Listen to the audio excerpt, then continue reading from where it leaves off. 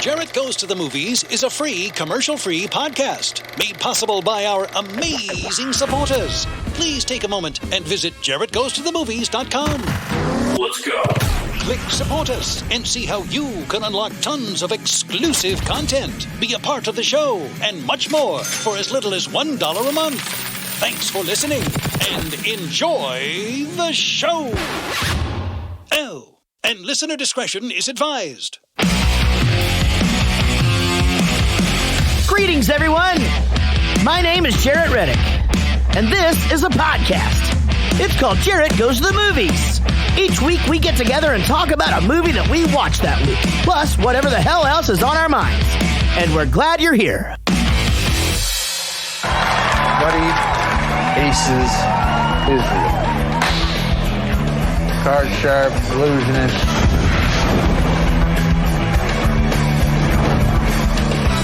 Asshole. And I say this from the bottom of my heart. Retire. Douchebag. 5-time Vegas showman of the year.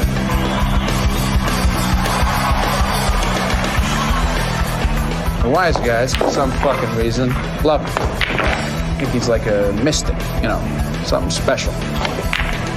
He's shy.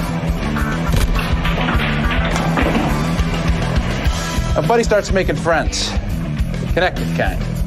He's doing the Sinatra thing. Becomes the unofficial mob mascot. Can I whack anybody? Who am I going to whack? Stop it. Now he's got connections, he's got pull, so he starts to make plays. Wants to live the mob life for real. Bankrolls a couple of B&Es, rich folks, fronts some smash and grabs, pawn shops, jewelry stores, that kind of thing.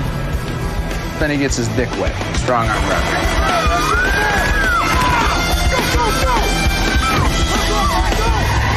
Vegas lounge act turns legitimate thug. Truth is, Buddy don't know the fucking ball from the bounce. What do you got? He's a wannabe. Like most wannabes, starts fucking up fast and picking up speed. Are you fucking kidding me? Are you fucking kidding me? That's good work. Good fucking work. I love it. This little criminal foray shines a floodlight in the entire Carlotta organization. Cops get curious, they start camping out, and everything goes sideways real fucking quick. People get pinched, snitches snitch. Next thing you know, Buddy Israel is what they need to bear, none other than Primo's Plaza.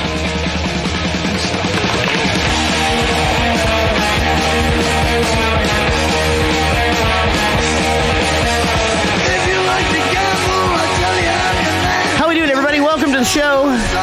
Jarrett Goes to the Movies. My name is Jarrett. Talking Smokin Aces. The funny thing about Ace of Spades is the first time I ever heard that was on the show The Young Ones, back whenever that was on MTV back in the day. And I realize I'm showing my age, but there's got to be some grandparents listening to this show tonight, you know?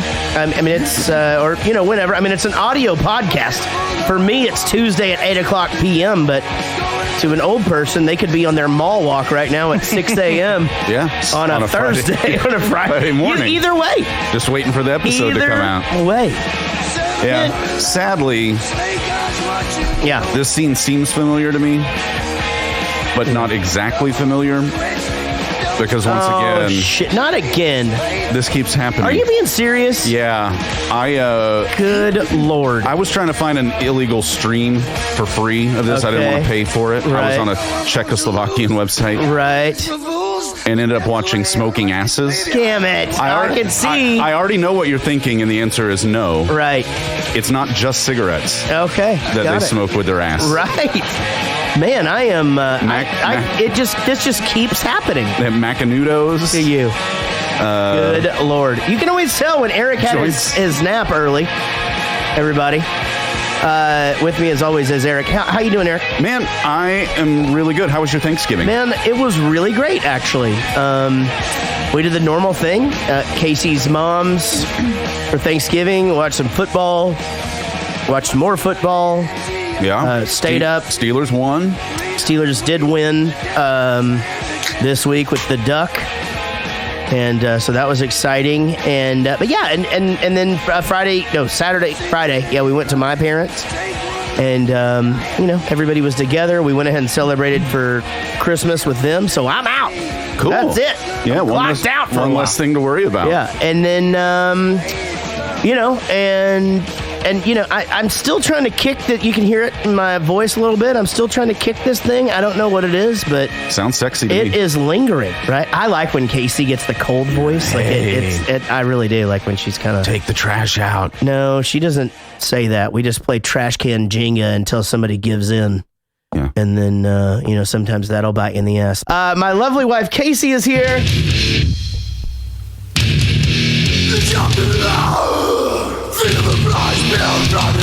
How you doing, baby? I am good. How are you?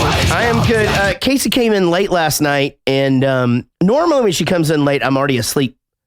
And we have a rule: don't fucking wake me up. That he does not abide by. I've fallen off the wagon a little bit on my own rule the last couple of times I've been out late because I trying to get after it.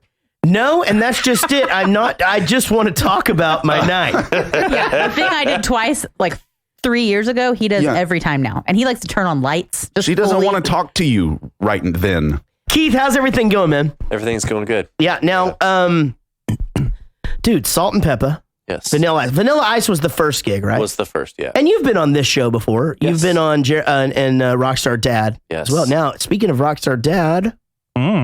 Megan's pregnant. No. Again? No. Megan, you guys just had a new little... Shit. Hey, move your mic a little bit closer to you. Like really Garth Brooks, that motherfucker. I want one of these and a laptop. Yeah. For next time. Just now, no, but a new baby. Yes. 1 month old, Grayson. Dude, that is here. crazy. Congratulations. So girl and a boy. Does that mean you guys are done, or does that mean you're considering being We are done for sure. That's it. What do you mean for sure? Are you The doctor took care of that on her end? On her end. Oh, so you're making her do everything. Yeah. I can still have kids. Yeah, exactly. Because you don't want to take yourself off the field. Yeah, I mean, just in case. Boy, I do. She's getting older.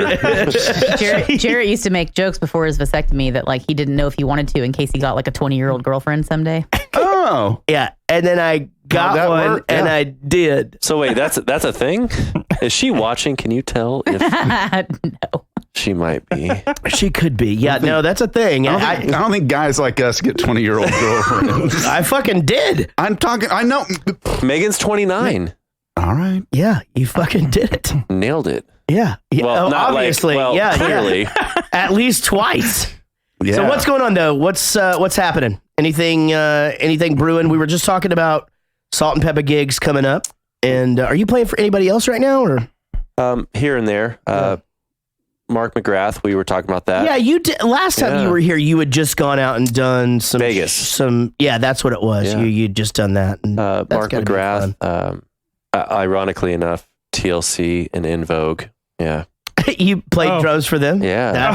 That is amazing. So it's just fly out dates. Yeah, you just go out there. You just learn the songs. They play them the way they are on the record, and that's it. That's the easiest thing. There's no changes. Yeah, it is what it is. This is the arrangement, and yada yada. Please play this. How do you fade out? It's Kyle's over there with. He's still jamming. It just slowly gets quieter. Is In Vogue? I have the. What a man! Yeah. Which is In Vogue's the shit. Never gonna get it. Never gonna get it. In Vogue was like huge. Is that them? They were on like massive. Oh my god, they were on Sesame Street. They did. Which ironically enough is with Salt and Peppa. Is What a Man. Like, but it's both of them. Both. Yeah, it's all. They did it. Yeah. The In Vogue sang the parts because Salt and Pep rap. Yeah. So In Vogue sang.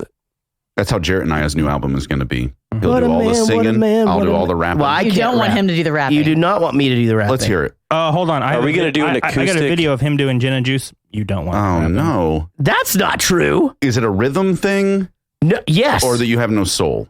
both. Okay. Little of Wait. each. Okay, so here's the thing. I can't rap. And so at first, when I got the job as the mouse, I had to do that song. This this is how we do it. And then it's like, this is how we do it. It's Friday night, and the bump and the comes and the bump. And I could not, I mean, it took me hours to get that right? And so I just, okay, it's a fluke, yada, yada. Then I do this 23andMe, and I find out I am literally the whitest person that has ever lived in the history 100% of everything white. Yeah, 99.8 English. It's actually changed to like 97, but then the other stuff is just like Irish. It's just more other Australian. It's just other shit right there. Just other England. Yeah. Anyway, so no, I don't. I mean, I can play the drums. We should get you some lessons. But for some reason, it's that like MTV made. For some reason, I want to be like on top of the beat all the time, and like to rap. You gotta hang off of it. You gotta be like back and like in the pocket, and I just can't do it. I feel like you can always tell by somebody's like like by the way he dances that he probably couldn't rap.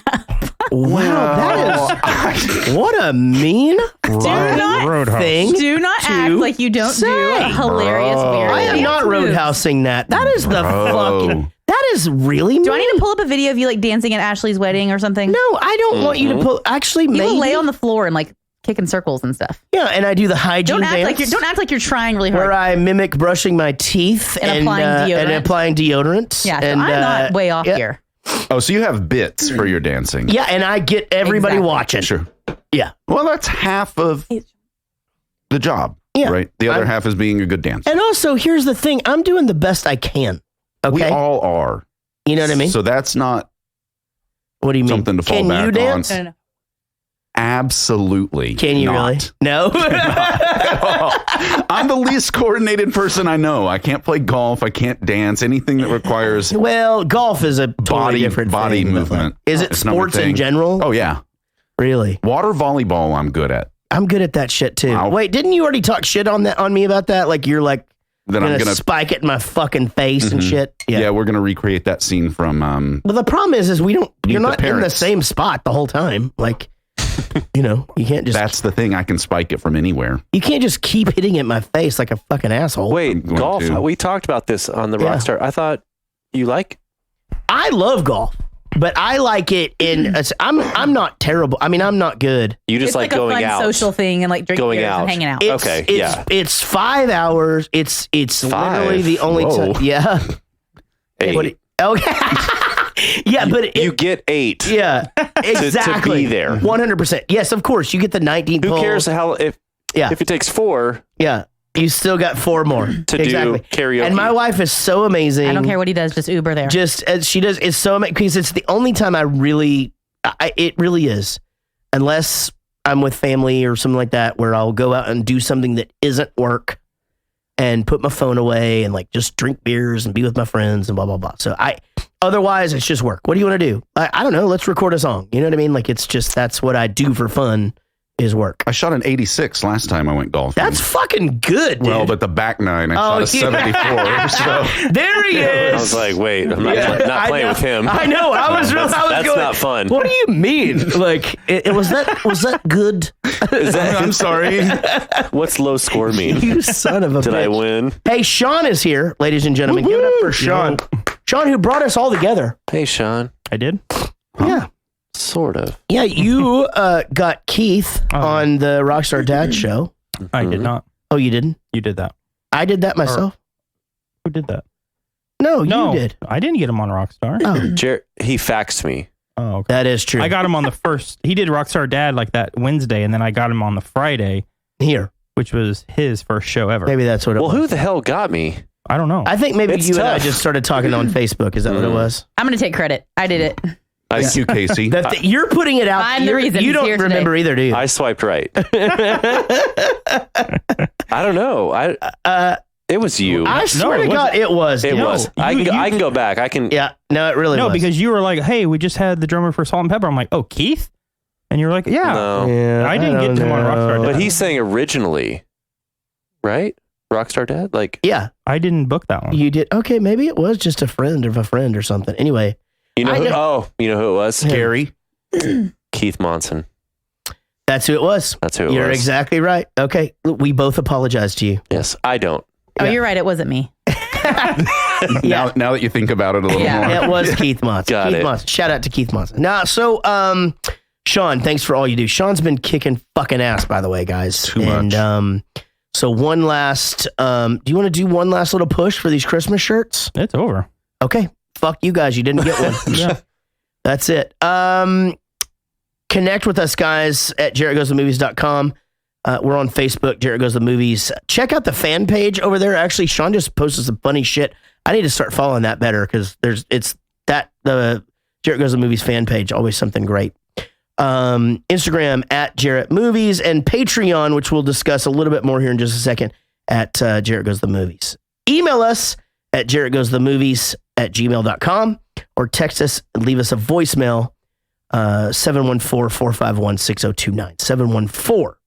714-451-6029. Ladies and gentlemen, so we are crowdfunded. We do not have any outside sponsors. We don't do commercials.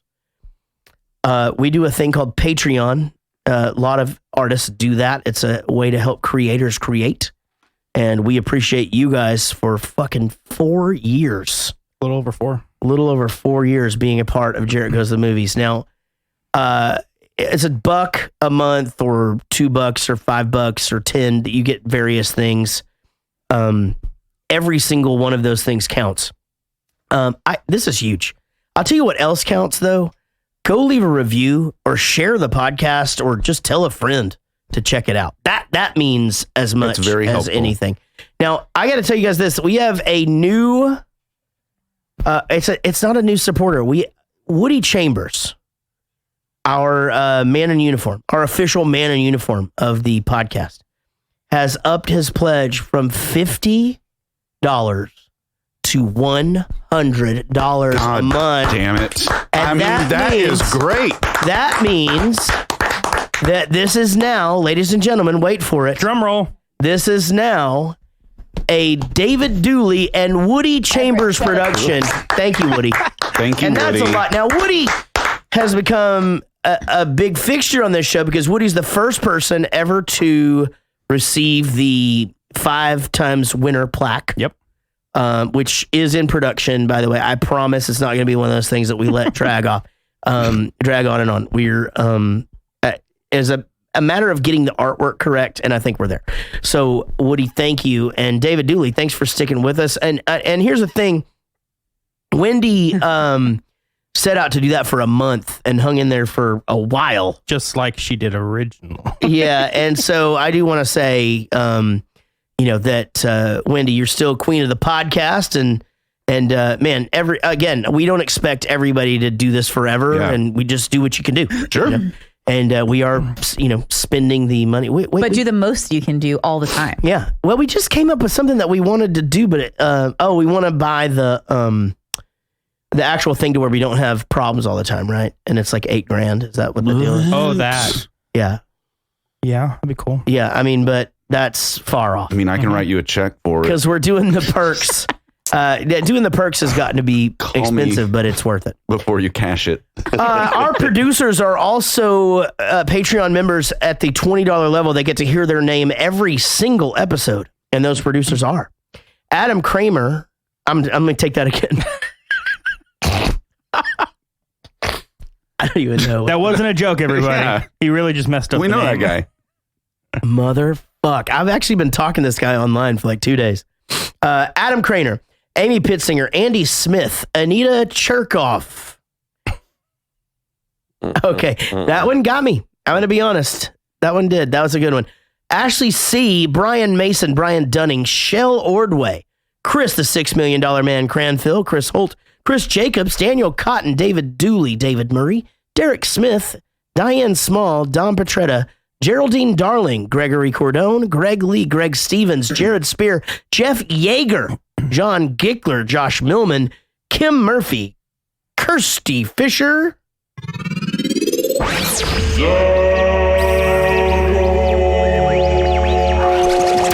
Lily Hollahan, Lisa Winsel, Loretta Powers, Lucy Murray, Mandy Pretty, Michael Price, Mike Breton, Nick Brignoni, Oliver Robbins, first time going to be on the show later on 5 Questions.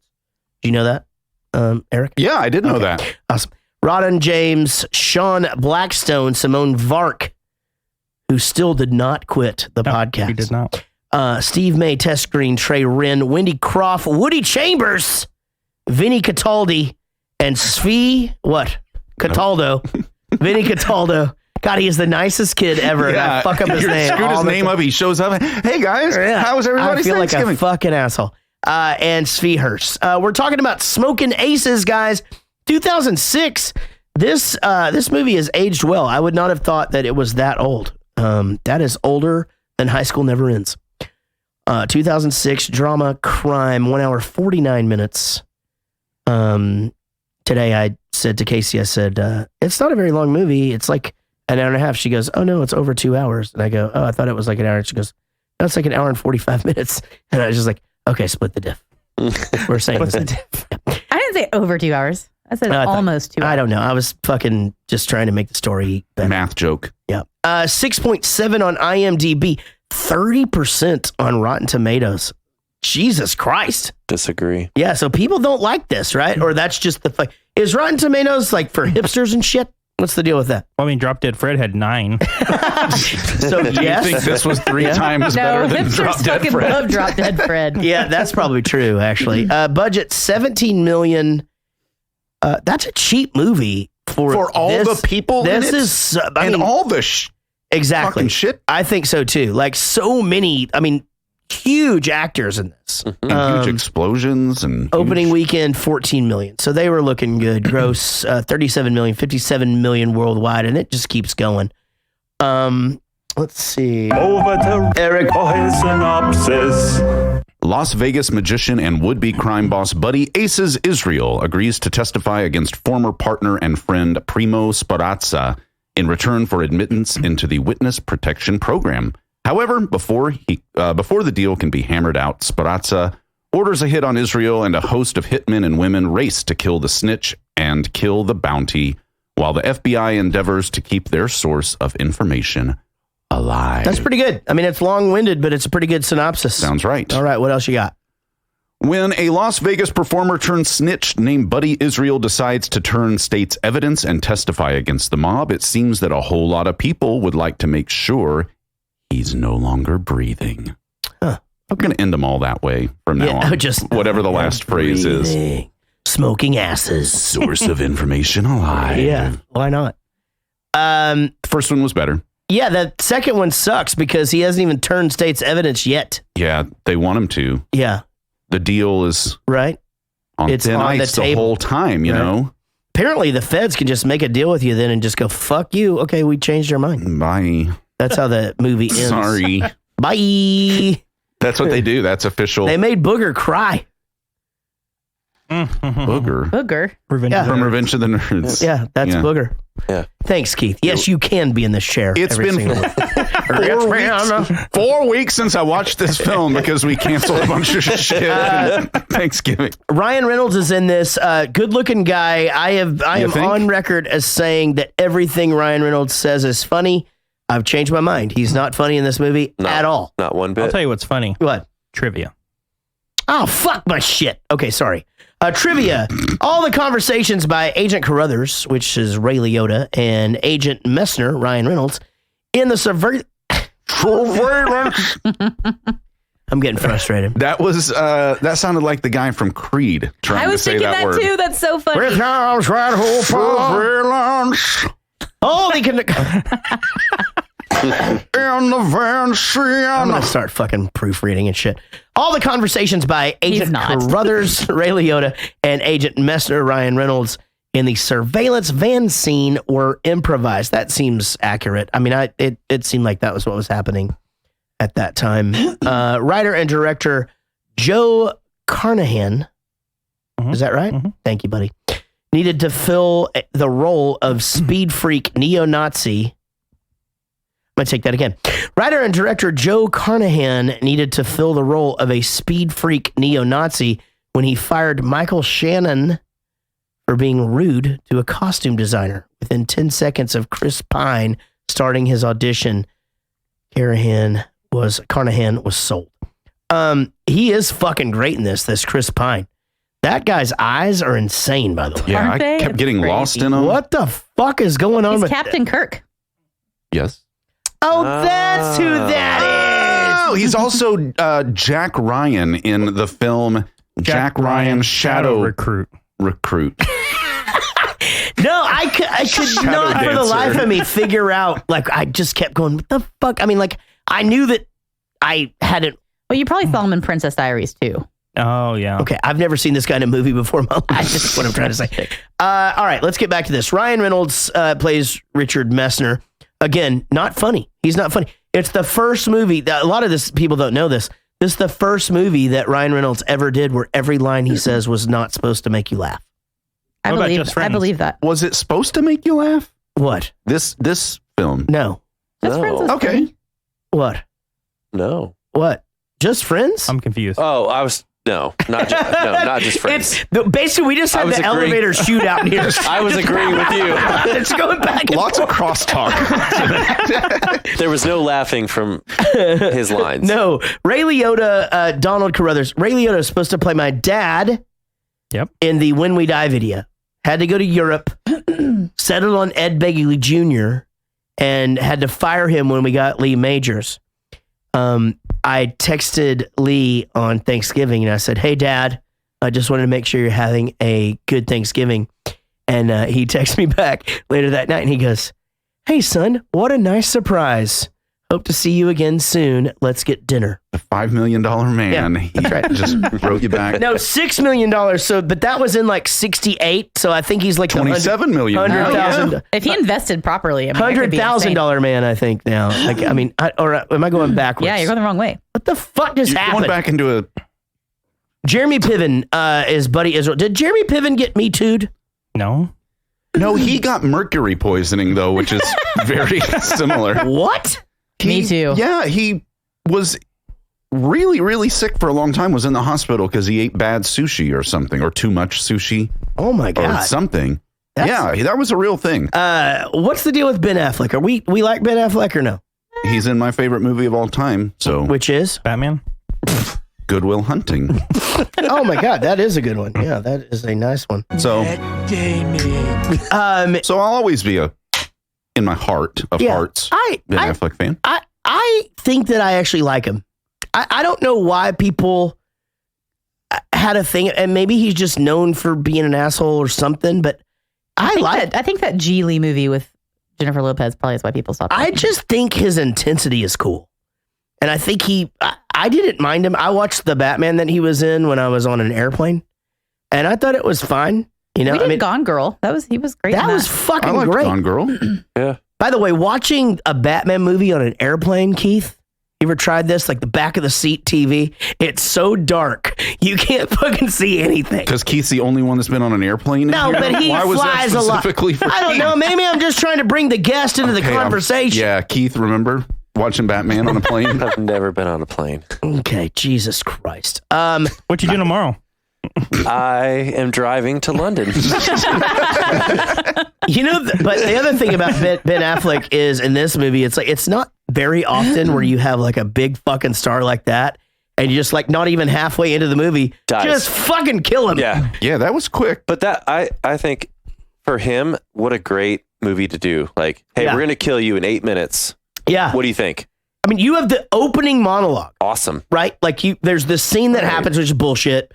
We play Ace of Spades, right? And then you have the fucking opening monologue basically introing the whole thing. And then, then you're just dead. I didn't even know where the fuck he went. I don't know if I just like blinked. There's a lot going on the whole time. He was just in the movie and then he just wasn't. Well, and then some guy's fingers were gone. No idea how the fuck that happened. That's a very important scene. It was that part of the movie where I went, okay, so this is what we're getting into. Yeah. All right, now I know. No idea. Didn't see the guy lose his fingers. Didn't understand any of their bodies. Well, we'll discuss that. I was in there. I was watching it. No idea.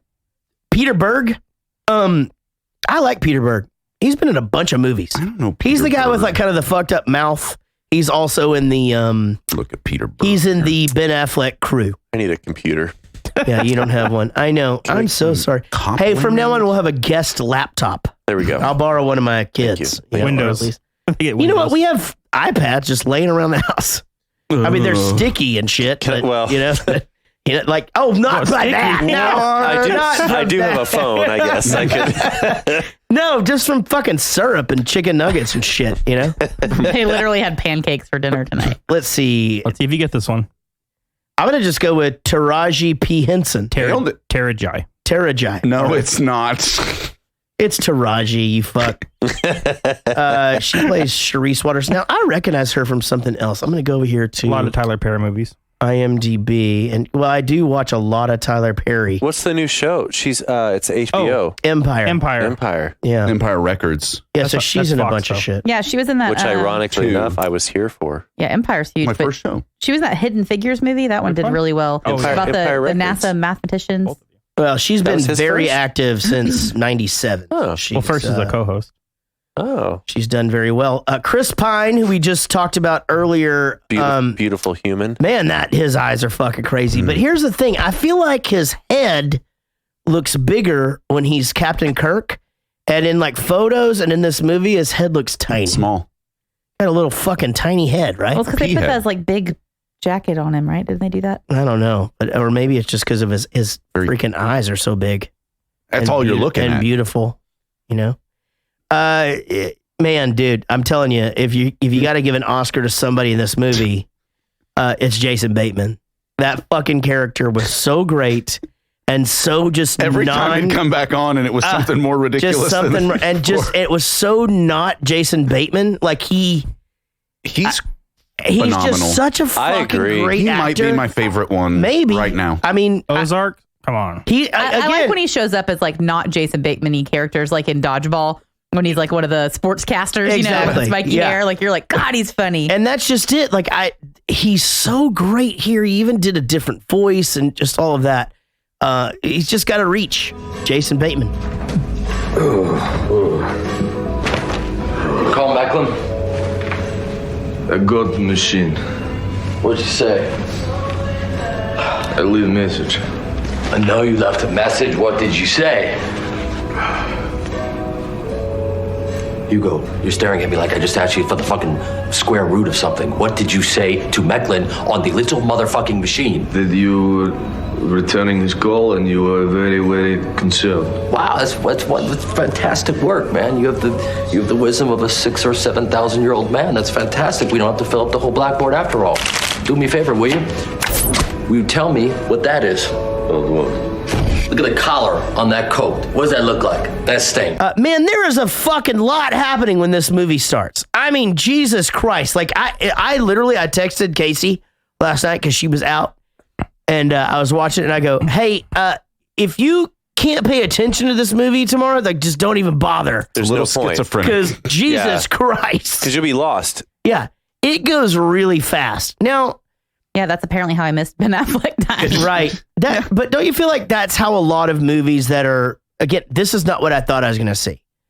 So it's like those Guy Ritchie movies like Snatch or whatever. Like there's always just this thing where they start introducing all these people and it's overwhelming at first. I started the movie Snatch like 10 times before I actually watched Lock, it. Stock is a great example. Yeah, right? But once you make it through, you're fine. I think it's kind of okay. It's kind of a montage to start. You know, the first 20 minutes is just all of this and all of that, and the three, what are they? The Tremors, brothers, yeah, whatever. The Terror Brothers. So that's my new band. Yeah, that's pretty good actually. But you know, they come out of a bar, you know, fucking shit up, and then there's all this stuff happening. But if you're gonna set the stage, I guess that's a good way to do it. It's very Lock, Stock, very Snatch. Like you fall out of a car and like, bam, this is this guy's name. You know, like I always wanted to make a Bowling Pursuit video that way, where it's just like Jared Reddick. Why do I feel like you have one? Gary Wiseman. Well, we have one where we fall out of a van, but that's high school but like never where is. y'all's names pop up or something. I don't think we do. I don't know. Maybe. I don't know.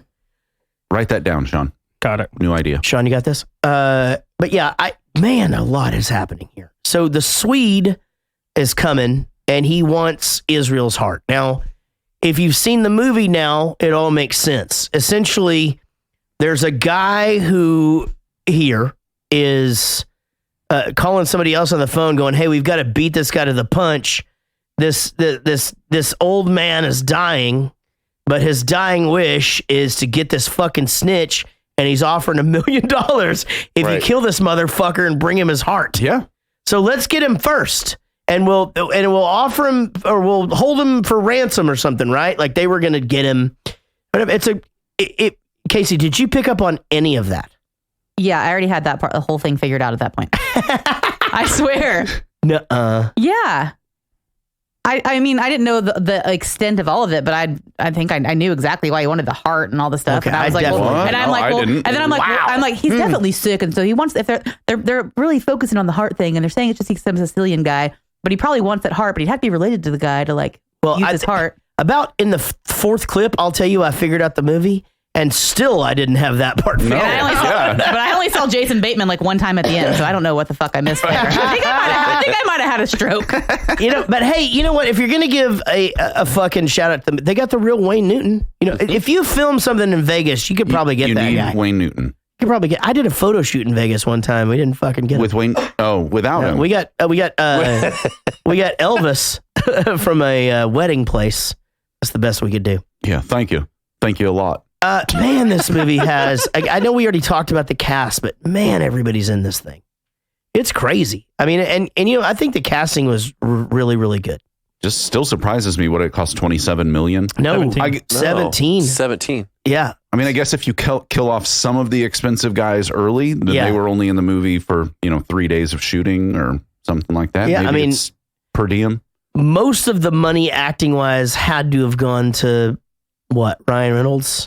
I think so. He wasn't that big back then. Yeah, so maybe that's it. You get Ray Liotta for you get him for $500,000 probably, because he's only in, if you really add it up, he's only in 4 scenes, right? Yeah. And I mean, Andy Garcia, Alicia Keys, she was big then. Yeah, right. But she just wanted to be in a movie. She's in the whole fucking movie. You got to think that's one of those things where it's it's a singer. She wants to be, man, she looked great. She acted great. She did really good. She looked great.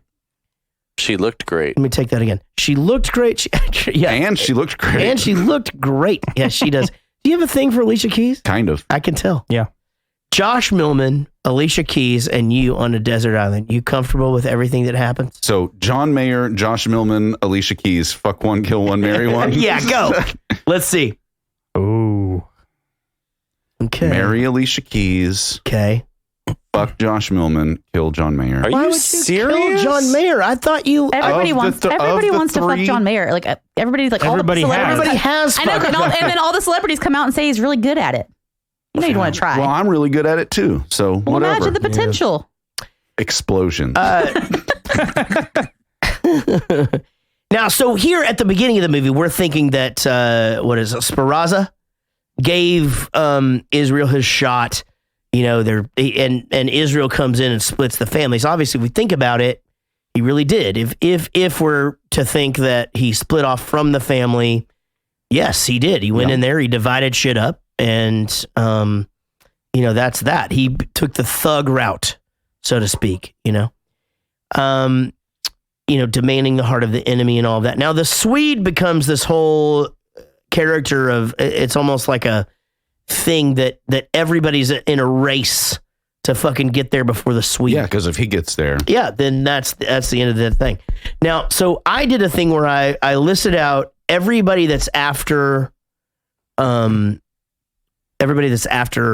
Israel. The guy from Entourage, Jeremy Piven, the guy that got mercury poisoning. He fucked 3 shrimp. Yes. Okay.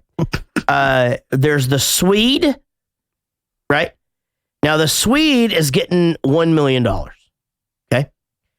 Then there's the 2 girls, and they get offered 6 figures. So that's a discount. Well, no, because their manager says you will each get, I think they said 7 3 figures.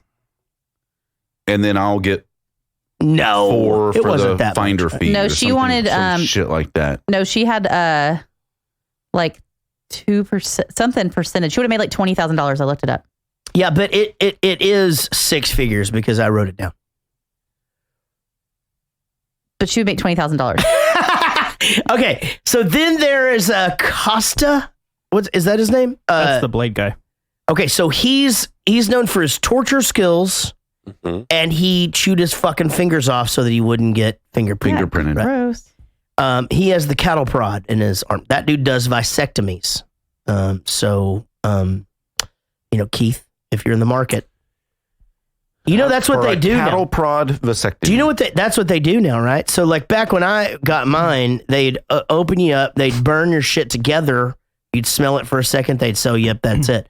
Now I'm not joking with this, they pull your balls up and they shoot you with a cattle prod right underneath your nuts, and that's it. I don't feel like that. I don't think you're selling it either way. It is 100% accurate, I promise. Like, fucking ask the chat room. That is how they give us. Amy's in the chat room, and she was all up and close and personal. Fuck yes. So, dude, ask Amy how wrong I am. Is there a video on that thing? She might not still be there. She could have bailed. By the way, I bet Amy has a video of it. Then there's the Trimmer brothers. Man, these motherfuckers are crazy. Now, the Trimmer brothers felt very Guy Ritchie, right? Like, that felt very Snatch. It felt very Lock, Stock to me. Like these guys would exist in a real world. Right. Overacting. No. Nothing like that. It's just a lot. Like, these motherfuckers are crazy. They're super rednecky. It's like the Road Warriors fucking existing in real life. I agree with Keith. Maybe not overacted, but like it was weird. Over caricatured. I don't feel like okay, that's a better example because I don't feel like it would be overacted if they're told that that's what they're supposed to do. Well, yeah. No, I don't think he meant overacted. In the movie, I misspoke. I'm sorry. Even if you see that, just done up and just the fucking elevator scene. It was the car scene in the parking lot. Like that was too much. A little bit. Which one? The first one? The first one. Where they get out. No. That's not the first time we see them, but where they get out and then the one guy starts to walk up and the other two just start fighting for no reason. Is that what you're talking about? That one where they come in, you hear a dozen Furies off in the distance and then the car. Yeah. Yeah, that one. Yeah, but that's not the first time you see them. You see them coming out of the bar and the guy carrying the guys like. Who hired him? He's carrying them. They've all been shot.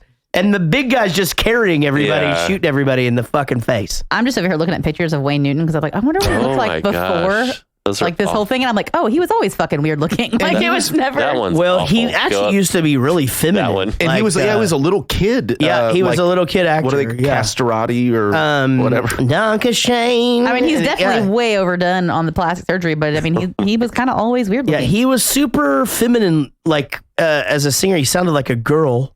Back in the day, but I'm pretty sure he used that to his advantage. Now, Laszlo's suit. That was Jarrett projecting a little bit. Now the thing, what? God damn it! Nothing. Laszlo's suit.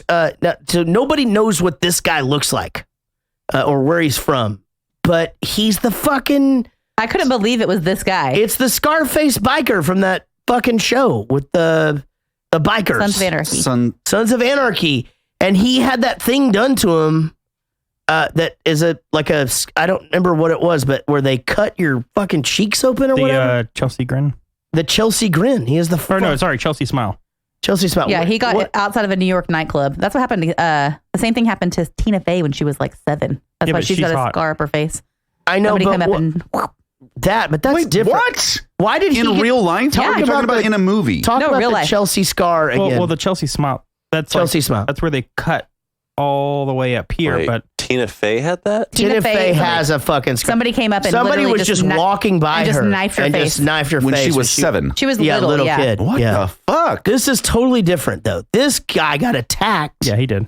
Outside of a bar, and they fucking gave him the Chelsea smile. In real life. Oh no. I'm not confirming that he got the whole smile. I know he did get into an altercation, and he did. I'm get the stuck scars. on Tina Fey. He fucking has it. That's what I'm in real life or in this in real life. He has it. What? Yeah. And Son of Anarchy, dude, he has the scars in this movie. He has. I know. I just thought that was part of. No. Oh, I've never seen Sons of Anarchy. No. We've actually done another movie recently where he's in it, and he still has them. But yeah, it's fucking crazy. I don't like that. And I think I read somewhere years ago where he was not wanting to get into acting because of the scar. Yeah. But then somebody had said, no, that's going to make you unique. And he accepted it. Yeah. So. Well, he fucking did. It's great. After that, there's the Bail Bonds guys, which is Jack Dupree. She was in kindergarten when it happened, by the way. So Bail Bonds guy and all that. So everybody is after Israel. it's like The Amazing Race. It's like the Rat Race. You know what I mean? Like Exactly. That's Cuba exactly. Gooding Jr. I don't remember that. God, I thought mine was so good, and then you fucking come out. Speaking of that, you were talking about John Cleese. You had no idea. I forgot to mention John Cleese was the British guy in the Rat Race. Oh. He was like the head guy. Sorry. And go. Well, I don't have anything to say now, Sean. You just take this over. I don't know. Fuck. So Morris Mecklin. Yeah, Morris Mecklin is the manager, and that's Booger from Revenge of the Nerds. He's the manager of who? He's Israel's manager. He's the one that is in the FBI office making the deal. He used to work for Ari Gold. Oh, he's the one that called and said they aren't doing it or whatever. They're not I didn't doing put that it. together. He's actually fucking great in this. You know, to be honest, like he doesn't really ever get roles where he acts. He was on, you know what else he was on? He was on Moonlighting with Bruce Willis and Sybil Shepherd. David Addison. Yeah. And so, you know, I think he probably has Moonlighting money now and Revenge of the Nerds money. So he can. So he has a 3-bedroom trailer somewhere. No, that's somewhere nice. Somewhere nice. Now, so the character Jason Bateman played is called Rip Reed, and he's so fucking great, you know? Just Did you notice his voice was completely different? Exactly. No, I said that earlier. Like he put on this entire fucking different character. And at first I thought he just had all the herpes, but apparently he got into a fight, you know, the night before. With a tick? What's that? Now he's the one that needs Israel to come back, right? He's the one that's that needs them to go get him. And just him talking to those guys where he's just like, I'm sitting here in this hotel room cursed with a small dick and fucking hereditary alcoholism. You know? And then he's just like, I don't care. I hope he puts up a fight. If he puts up a fight, rape him if you can. Like, you know, just fucking, you know, so weird. So weird. And so they get the $50K. And again, I'll say this later during the game, but that's what Israel's paying for a night for his suite. Now that's getting ripped off. That place is not that nice. No, I agree. Like, I think like, so there are, you know, like Michael Jackson used to fucking stay on top of what, like fucking Treasure Island or something. Like that's probably $100,000 a night, right? Because up there, you probably have your own staff and shit and all that, you know, but $50,000, this looks like the same room that they used in The Hangover to me. And those guys couldn't have afforded that. Actually, that one was like what, 10 or 15? The Hangover? Yeah, and that was actually in Vegas. This wasn't Vegas, right? No, this was Tahoe. Lake Tahoe. Yeah, he's hiding in Tahoe. Yeah. So edit that pause out, Sean. Someone's driving through the car right now, like, what the fuck? No, I fucking love when the dude starts kicking out the hookers or whatever, and he's just like, that dude is so funny because it like the only scene he's in or scenes. He's just in that one room cleaning up after the hookers, like not wanting to do it by himself. He's kicking them all out or whatever. He just goes, oh man. He goes, you went from Beyonce to Bigfoot in about 6 hours, which is fucking, that's a funny one. A 2 at 10 and a 10 at 2. Oh man, son of a bitch. All right. So the Trimmers, that scene where they ride up on them and just fucking take them out. And then the Chris Pratt, or no, what's his name? Chris Pine. Same thing. Talks right? with his fucking mouth. Oh, Chris Pine, Chris Pratt? Chris Pine. They look. No. She pulled something up earlier. It had them side by side. Chris Pratt doesn't have those eyes. Boy. Wow. You really. Yeah. You got it bad for Chris Pine. I love small heads. Well. But he talks to him, and just the fact that he's at first he goes, you're just in the wrong place at the right time. Like wrong place at the wrong time. Like he wasn't even killing them because they were after the same guy. He just wanted that car. Yeah. Lucked out on the fucking suits, right? And then figures it out and just goes, oh, it's a small world, isn't it? When he gets on top of him and starts moving his mouth and then he starts crying and talking about heaven and stuff. Yeah. Man, I got turned on. That's fucking. Boy, these you guys are fucking. Man, we should have had Josh Millman and Keith here tonight. Helmsworth. I'm sorry, not Pratt. That's different. That's what I meant. I'm sorry. He's talking about a whole ass Hemsworth. That's a whole different thing. My bad. Now, the last thing that happens before this next clip is when the girls go in to check into their rooms, right? And they're like, yeah, we want separate rooms. And then the hookers walk through. And the one just loses her goddamn mind. She was pretty militant about it. Poor lady, who did not know what to do. I mean, that was an amazing scene. I liked it. Because so much was going on back behind them. You could refocus on any of that, but it's just like, for her to have a monologue in the middle of all that. This is a nice place kind of thing. I'm spending all this money, and shooting all these motherfuckers. You know how it is. No, yeah. The deal is off in 5 minutes unless they give us something. I don't know what to say to you. It is what it is. Bullshit, it isn't. Listen, I am not. I don't know how to say it any fucking louder, Maury. I am not giving up my boys. And they are bricking us on that particular issue, Pally. I've been cohabitating with these people for the last 30 hours. These are the premier freak cocksuckers of all time, and I feel beaten by them. I feel bloodied. You're just gonna have to play ball. No, I don't have to do shit, which includes cooperating with these fuckers until I get what I want. Listen to me. We have to give them someone. Give them Hugo. All right? I can take that because he needs that regimented prison shit that they'll give him. It's bigger than that. They want everybody. Ivy, Beanie, Hugo, the works. This is not a fucking swap meet. All right, Maury? I'm not giving up my boys, and you fucking know that. I gave you Speraza. I'm going to give him Speraza and the West Coast Syndicate gift-wrapped. Get it fucking done! Listen to me, kid. Let's not antagonize this anymore, okay? If we push this, they are going to revoke your protective status, and that nullifies any agreement we got, and that is mate, checkmate, kiddo.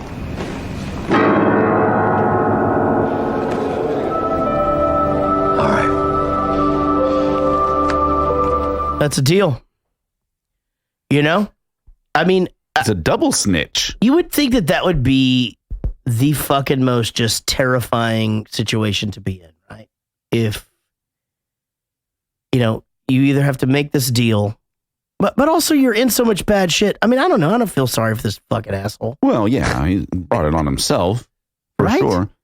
But he doesn't know at this point that there are 7 different teams of people out to get him. Right. So it's really just kind of covering his own ass. He doesn't realize that there's a whole second layer to this. I don't think, right? No, and he doesn't know at this point. Right. Well, it's interesting that he gives up what will become to be his father, and talks about him as a last name. Mm-hmm. I mean, this part's confusing, and I'm not sure where to ask you guys a little bit about how it all works. I'm not trying to be funny, actually. No, I actually do get confused about a couple of the things of like who ends up being who and what, and all of that. I feel like I would probably have to watch it again to get all that. Well, I get confused right here because does he know he's Sperazzo's son? I don't think he does. Point? No. I don't think he does. Does he ever know? I don't think so. Oh, okay. So you're saying that Sperazzo lets this guy in. Because they tell the story of this guy. Oh, he meets him. He's this guy. He takes him under his wing. He thinks he's funny, so he lets him in with the mom. I know, but they don't know who Sperazzo is at this point. Or you're saying they know who Sperazzo is as Sperazzo. Yeah. Just outside of the second the other thing that's happening. Because Sperazzo, he took him under his wing and made him like this mob magician that everybody loves, and then brought him kind of in because he knew he was his son. But I don't think Israel knows that he's his son. Got it. Jared's opening a bid. Also, Keith, are you higher than high? There it is. It was up at the top for some reason. That's good. What is it labeled as? It just says Sugar Ray. Yeah. But it's way up at the top with the shit that I actually use all the time. And quite frankly, I'm going to be honest, I don't really look at this thing very much. We need a new board op. Well, I just need one that board can operator, color coordinate. What? It means board operator. I could do the It's a chair and the board board. operator. Operator. You're hired. Board operator. Can you help me? Now, so you guys don't think that Israel knows? I don't think he does. I don't think so. So he kept this a secret the entire time. Let his kid fucking walk all over him. The kid fucking goes out betrays the family. It's starts probably a different the side. only reason he's alive, even at this point, because anyone else who had pulled that shit would already be dead. Right. That makes sense. Man. And Booger, you're right. What a great acting. Like, dude, that scene is amazing where he's all of his lines show no facial expression because he's down in his hands and essentially that's in a booth. But man, it's fucking great. I mean, it makes a lot of sense. Like, I didn't pick up on the fact that he goes, these are like the worst of the worst, you know, and I'm fucking beaten, you know, and they beat him. Yeah. Well, that's what they do. Eric needs to open his drink. Hold on. Got it. I'll fix hold it. on. I'll make one. Jared's over to Eric. Jared's opening. Eric's beer. Yeah, that's close. Good. I feel like that worked out fine. So a lot is happening here. Again, the amazing race, they found the actual hotel. So the dude who nobody knows who he is has found his way down to the guy who is the like the butler or whatever for that fucking suite, and has basically recorded it. I'm Vitaldo. How can I be of assistance? Yeah. So he's essentially like fucking. And he's got this. He creates the fuck, and then he gets the Hugo guy, kills him, creates a thing, and then just goes, you know, as him or whatever. Like, that's fucking all badass. I liked this guy. Yeah, this guy is badass. Now, well, it gets a little creepy in a little while. Now, the guy with no fingertips is questioning the security guy, and the security guy apparently just started 3 days ago. He's a temp. He's telling him fucking everything.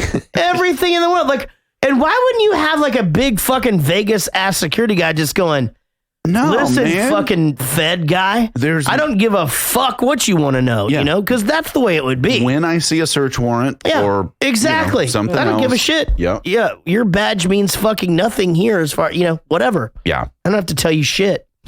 But instead, it escalates to the point of, you know, him being on the phone. And so does that thing shoot out? Yeah. Or he has like a it's like a locking switchblade Assassin's kind of Creed thing. style. Huh? Assassin's Creed style. I don't know. Where he like bends it and the blade shoots out. Like a video game. How do you, the video game. God, I just fucking sneeze gone wrong. That's all I can think of. Like, you know, like. Exactly. Yeah, I was thinking the same thing. Like, yeah, I mean, like, or it could also come in handy. You're just like, hey, which piece of this roast beef would you like? I'll just take that one right there, right on the plate. You know? Oh shit! Yeah, he could work it. Where'd you get that thing? Fogo de Chão. I want to go to that place. Oh man! Now, but the fucking all these guys are so weird. But just him in his face, and just like, okay, you're gonna start gasping for air, right? Whatever. And then he goes, "Don't make this the last face you're gonna see, or whatever." Like I was thinking, okay, well, you're gonna let this guy live? Like he's just paralyzed or some shit? Like what happened? No. That's the end of Mike. He did. Or what? Oh, he did. His name was Bill. Bill. That's the end of William. Oh, he calls him William too. He goes, William. Yeah. This is. It looks like. Hey, look at me on It seemed camera. like a peaceful way to go. I thought it was nice of him to just. Yeah. But what did he do to him? He punctured his lung. Well, right? no, but you can't die from that. Well, he did something. He said, in a second, your lung's going to fill up with blood. And then he explained it. In less than a minute, you're going to pass out. Maybe and you're going to die and it'll be painless. Sure. So. Which was, I think, was super considerate. Dude, puncturing a lung is not painless. So I'm sure there was like a method. Yeah. Maybe he shot him like in the heart or something. But it was too late. To apologize. Okay. Got it. I don't know what we're doing. You're to blame. God damn it. Son of a bitch. Now the girl. My Bon Jovi's way off. Now, Alicia Keys is going to dress up as a hooker and get in the other tower and wait for the other hookers to go up. Because we already know they called for reinforcement hookers, right? Keep going. Now, here's the thing. If you go back to the penthouse, the guy's still mad that he's having to clean up after the first hookers, yet they've already ordered more hookers. Right. You know, and also, the one guy's coked out, the other guy's in a bad mood. Who are these other hookers for? Yeah, they just kicked all the other ones out. They don't want any more. Well, I know, but they apparently ordered them. No, that's what I'm saying. You need new hookers. Well, for what? It was early in the morning, Sex, right? I believe. Oh, okay. Got it. Maybe they're like fresh. Maybe that was the cleaning crew. I've never ordered a hooker. Not the ones that have been there all Not night. in the U.S., though. It wasn't in the morning. I don't Strange. think, was it? Only in London. Right. Also, the market for hookers in Lake Tahoe, apparently, because especially the Reno side. Yeah, this is the part where I'm like, it seems like a Vegas thing, and part of it happens in Vegas because that's where he's from. Keep thinking about it being in Vegas, right? Or whatever, because Lake Tahoe's full of hookers. Right. I guess that you can just get. Well, it makes a lot more sense for it to be not in Vegas because it's like the first gunshot you'd have 740,000 cops. Yeah. You know? It's time for 5 questions with 6 questions and a high score of 7. Welcome, ladies and gentlemen, to America's favorite podcast game show. Used to be the only podcast game show, and now there's 3 other guys doing it. 3 other guys doing it, and apparently they write their questions. Fuck them. I'll be your game show host. With us for the first time ever, Oliver Robbins. Give it up for Oliver Robbins, coming in with a 0-win, 0-attempt record. 100%. And one of our OG supporters. I think Jared Spear is like among like the original people that I remember. He is. Yeah. I think I came in at like month 3 or something like that. And that's pretty fucking awesome because we're 3.5 years in, right? 4. Yeah, I'm giving you a lot of money. Fucking years in. Well, we spent it all on this goddamn computer, and half the time it. Yeah, 220, 221. Oh yeah, I do, Mr. Whatever. Mom. Yeah. Damn. All right, let's try it. All right, guys. Agreed. I think it. Again, I had never seen it, but I thought it held up to be, right there along with the action-packed movies of today's world. All right, guys, let's jump into the game. Oliver, you've never played before, but it's pretty easy. I'm going to ask you 5 questions, and then we'll go over to Eric, and we'll go over to Sean. And at the end of all this, there'll be a winner in some form or fashion. It won't be me. Here we go. Question number 1 will, of course, be about the movie Smokin Aces. In the movie Smokin Aces, Jeremy Piven is one of the stars. What HBO comedy drama did he star in based upon the life of Marky Mark? What HBO show did he star in? I'm going to go with... Not yet. Oh, no. Yeah, not yet. I failed. That's okay. Do you have anything to write with? I don't have anything to write with. Okay, neither of you have anything to write with? I have several pens. Okay, do you have a piece of paper? I do. Okay, you write down what you were just about to say, but don't show me yet. I fucking forgot to explain that to him. We had a new guy in a while. Thanks, Sean. No, that was me. All right, what is your answer, Jared Spear? I have absolutely no idea. All right, Oliver, what do you say? Oliver, what you got? Show us and say it. Show it to you? Yeah, okay, show hold it on and say it. My spelling is deplorable. We do not count but off the I'll say it with it. There you go. Entourage. That is correct. 1-0. Very good. Out of the box. Very, very good. All right, guys. Question number 2 will, of course, be about the movie Entourage. I'm sorry. No, I was thinking about my question. Sorry. Name in some form or fashion 3 of the hitmen who are looking for Israel. So you can tell me the name of the group of them or an individual or whatever, but I want they can't be trying to get him at the same time. Does that make sense? Yeah. Okay. Keith, you with me? I'm with you. Okay. I'm gonna give you guys So I can write that down. Yeah, you got to write it down, and then I'm gonna give Jared a few seconds to think about it because he's gonna have to go off. I got an answer. We're good. Okay. I can't now until pencils are down. I can't go, so we're gonna give him just a few more minutes. I've noticed he's writing with. You said 3? Yeah, 3. Yep. Do they have to be the full names? No. All you have to do is tell me what. Okay, so you keep it there, Oliver. No, keep it there. Jared Spear, what you got? Okay. So you got Laszlo. I can't remember his Spanish name, but the Blade and the Tremors, who are my personal favorite. Is the Blade one? Who's the Blade? The guy with the thing in the. The guy who puts on the uniform, slices everybody with this blade in his hand, kills the yeah, dude. fuck yeah, that's right. Okay, very good. That's okay. I'm gonna accept all three of those answers. Oliver, what you got? I got the Tremor Bros, that guy called Sloot, and the Georgia Sykes. Those are both all three correct. Very good. There. Very good answers, guys.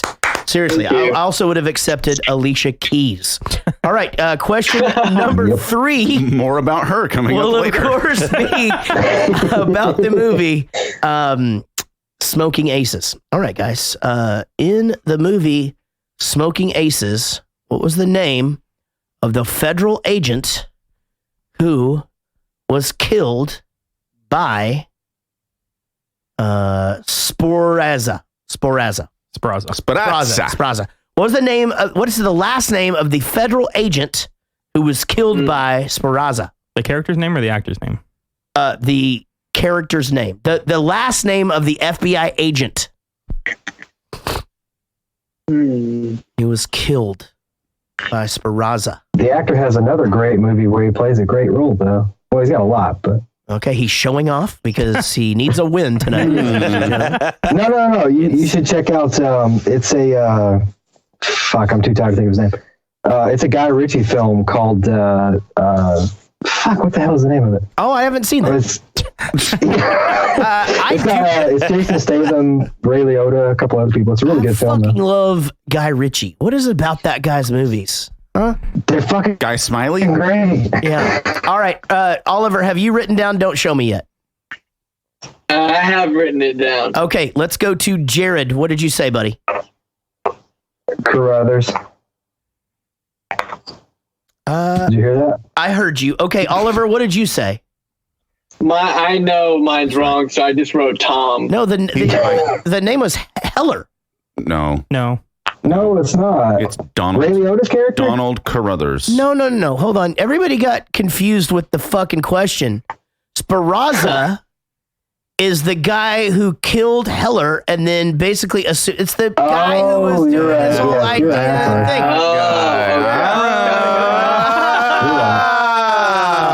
So you are both incorrect. I asked that question fucking perfectly. I don't know about that. See, here's what I thought you were getting at. I thought you were talking about Ryan Reynolds at the end where he unplugs him. That's what I thought you were. What and I thought you meant the other agent. You said it twice. Keith knew what I meant.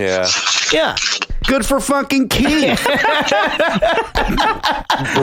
So glad Keith is here tonight. Classic. Thanks a lot, Keith. Great. I'm going to go back in my car. Good for Keith. Good for you, Clayton. Don't you have a flight to catch?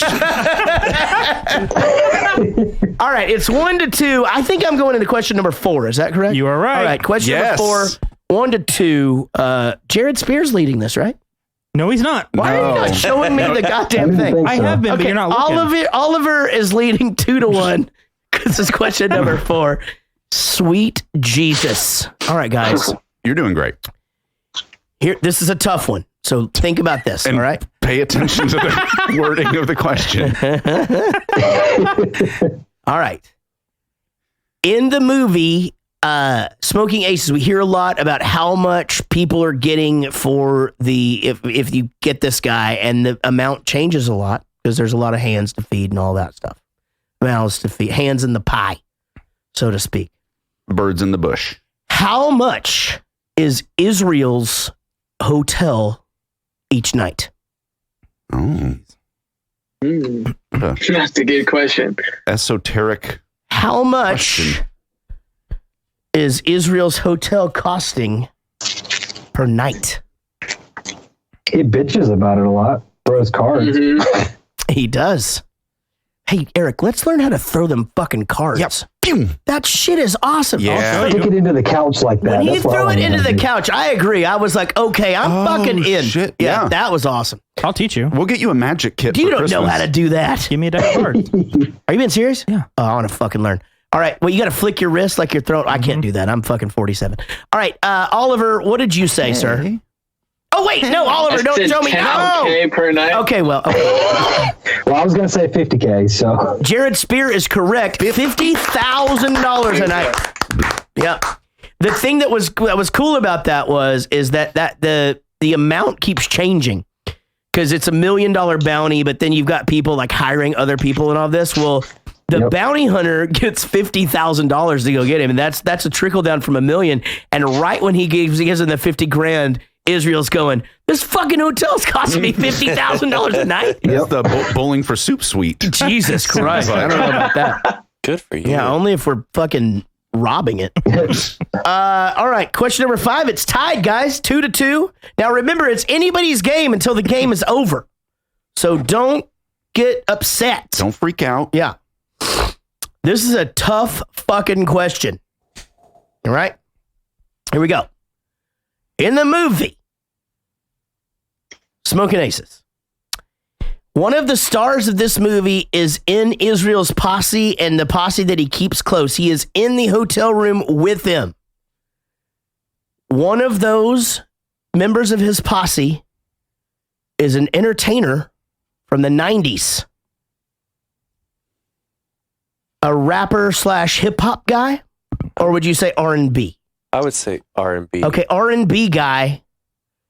Rapper. With one name.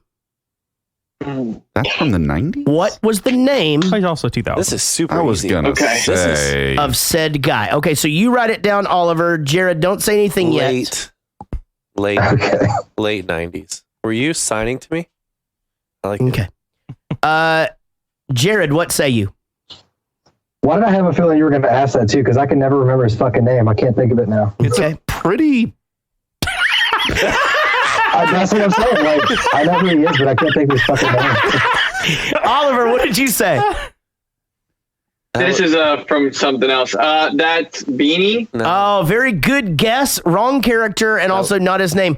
Common. Everybody. Common. That was a common name. I was common name. That was incredible. That was incredible. He's one of the few that I actually like too. I just can never remember his fucking He was name. fucking great in this. The light. Was The light. so good. So Remember the good. song? The Light? Yes. That's a great song. Yeah. All right, guys, here's what's up. I saw the light. You guys will both get a that is not the chance song. now to answer the next question. I'm going to now throw to Eric, for Eric is off on a tangent again, question 6. Smokin Aces marks the feature film debut of Grammy-winning artist Alicia Keys. She's married to hip-hop artist and producer Kasim Dean, who goes professionally by what name? Boy, that's fucking hard. It is. Okay. Really? Write down your answer, Oliver, and then Jared, we will come to you. Give it some thought. Why don't you repeat the question one time? Smokin Aces marks the feature film debut of Grammy-winning... Okay. Got it.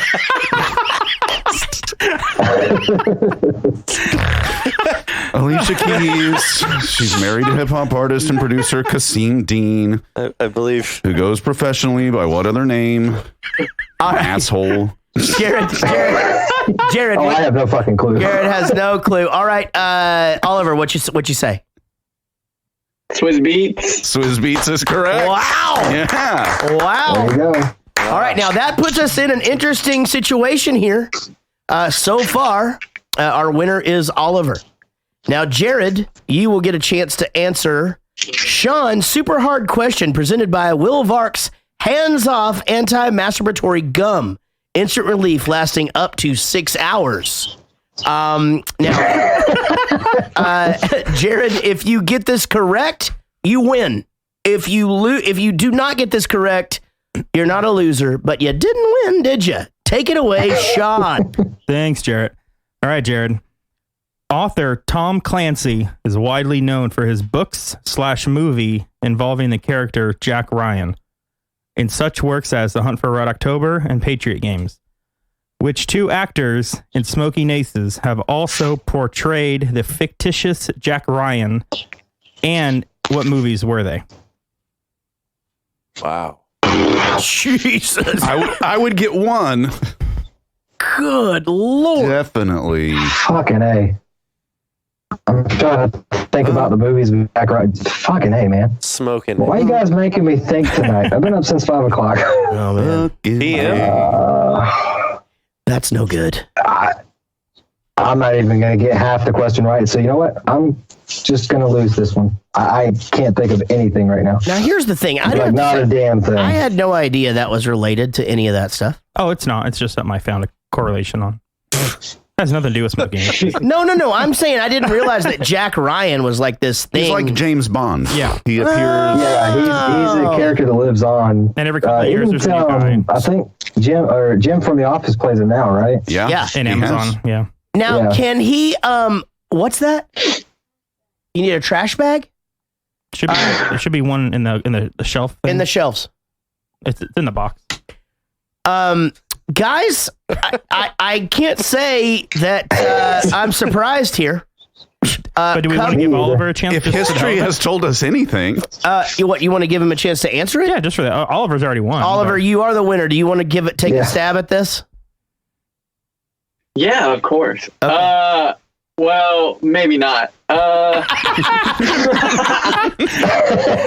can't lose. So Okay, so I'm gonna say, well, was it Ben Affleck? Okay, so what we're asking for is what two actors and what were the movies? He got one. Okay. Just now. So Ben Affleck, I don't know the name of the movie, and I think the other actor is, so he would also portray Jack Ryan, correct? Yeah, in a different movie. Yeah, I don't know. So it's Ben Affleck in The Sum of All Fears, and Chris Pine. That's what it was. Okay. Chris Pine's one of the charmers with the jacked up teeth. Yeah. In Jack Ryan Shadow Recruit. No kidding. And those are movies, eh? Yeah. Now, do you have to be familiar with those movies to watch that show? Because I hear a bunch of stuff about the show. No, it's completely separate. Jared, the show's really good. Jared, fantastic job on your 5th attempt. You're still one win. Oliver, great job on your first win and tying Jared's spear with your amount of wins your first try. Unbelievable. A dead heat. You guys, hey, seriously, this was a fun one. I'm glad we got the phone stuff under control. Congratulations, Jared, on your new truck, and Oliver on your new chair. And you guys, man, seriously, but by all means, it's nice to have one of our original supporters and our newest supporter in the $50 level here playing the game. Seriously, we really appreciate both of you guys, and y'all have a happy holiday if we don't see you before. Always a good time. You as well. Happy holidays, everybody. All right, Thanks, y'all. guys. Y'all be good. Bye, guys. See you later. Stop picking up the extensions. I know that. What floor are they on? I don't know right now. What floor are they on, Ricky? You know, that's one of our guys right over there. Excuse me. Excuse me. Excuse me, sir. Special Agent Dow Carruthers, FBI. Oh. I need to get to your penthouse level immediately. Well, I'm headed there right now. Sure. Is this an emergency? Well, let's hope not.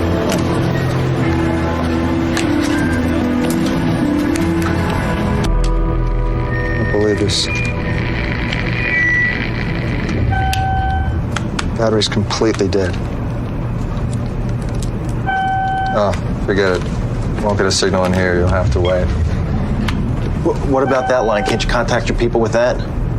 No, these phones are hardwired directly to maintenance. But once we reach the penthouse, I can call down. I'll have the elevators taken offline, sir.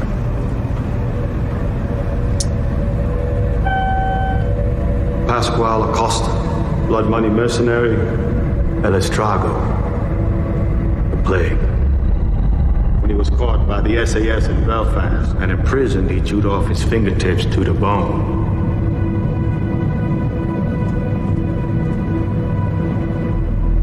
Why don't you have maintenance do it?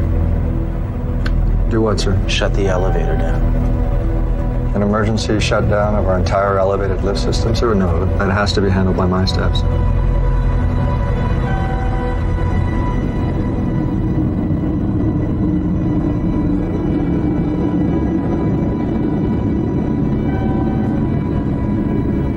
How long have you been working here? Don't.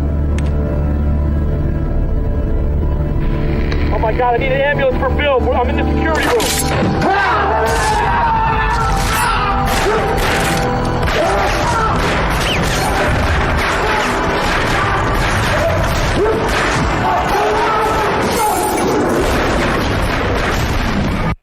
Jesus Christ, that's a fucking what a crazy scene. Great scene. Great scene. I mean, that, again, Ray Liotta, man, he is one of my favorites of all time. And not just because he agreed to be my dad. Now, this clip is a little confusing as to the version that I watched. Because did you cut this scene up? Yes. Okay. Because, well, I was telling you, like the scene that comes to mind when Common first talks to Jeremy Piven. Yeah. And then it just cuts away for 20 minutes to something else. And then they come back. Yeah. It's like, well, I was going to use those two clips, but then there was so much in the middle that So. Well, here's what I'm going to do. I'm going to just basically take you through everything that happened that we didn't get during this fucking scene. Cool. So Sean took 20 minutes of the movie and put it into that clip. Now, they get on the elevator, and then the next thing that happens is the Trimmers do some crazy shit in an elevator to Alicia, and then Alicia Keys sees it. And then the hookers all show up, and they see him down on the ground. And then the third guy with the bell bonds guy, he finds his way out of a lake, and he doesn't have any fingers. And he finds like the nerdiest motherfucker ever who has a Japanese rising star in his head and talks jive to him, telling him that he is a punk ass. He's like an autistic kid, I think. I don't know about autistic. No, he's got extreme ADHD. They had him on Ritalin and fucking hate him. Artistic. All right, then so then Ryan, what's his name? Reynolds. Ryan Reynolds is back at the lake, and there are only two bodies, and they find Dupree's car. So now we know that, okay, that's that other guy. That's when I found out that he was dead. Now, the guy with no fingers used to be a cop, and so we're thinking, okay, that's a thing. We're going to figure this out. Was he undercover? No. He's just a fucking bail bonds guy now, right? He retired or some shit, right? Isn't that what it is? Yes. Or did you think he was undercover? No, I didn't think he was undercover. Yeah, I thought the same thing. Just like a for-hire mercenary now. Okay, right. So that guy isn't undercover. He's just doing what he's... Now, Hugo...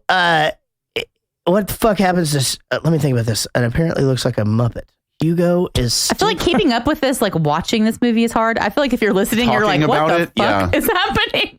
Well, these are all the things that we missed during that clip, Casey. I'm trying to tell you. Whoa. Now, Hugo is doing something, and then he apparently... and he looks like a Muppet. Oh, no, the guy tells him he looks like a Muppet. And then, so, hell no, you didn't do that to me, dog, when he shoots the guy, Now, he shoots the guy the one time, and the guy is just chilling there. But then when he shoots him the other times with the exact same gun, the guy flies away like he was in a tornado. Wait, which one? When you gotta be more specific. Okay, the guy that has Scarface is dressed up as the Russian. Yes. And he shoots the guy, and the guy goes, "Oh, hell no. You didn't just do that to me, dog." Yes. Right? Yes. And then, so then Jeremy Piven does some card tricks for Common and tells him that he isn't worth a shit. Okay? In this one scene. And then there's another viewing of some medical shiz, and the one guy set up some stuff to torture people. Yeah. And then I'm just like, okay, and then I decide that they're the same guy. Yes. That's the fucking whole thing that happened. And then we come back to this fucking... And we're back in the elevator. And how long have you worked here?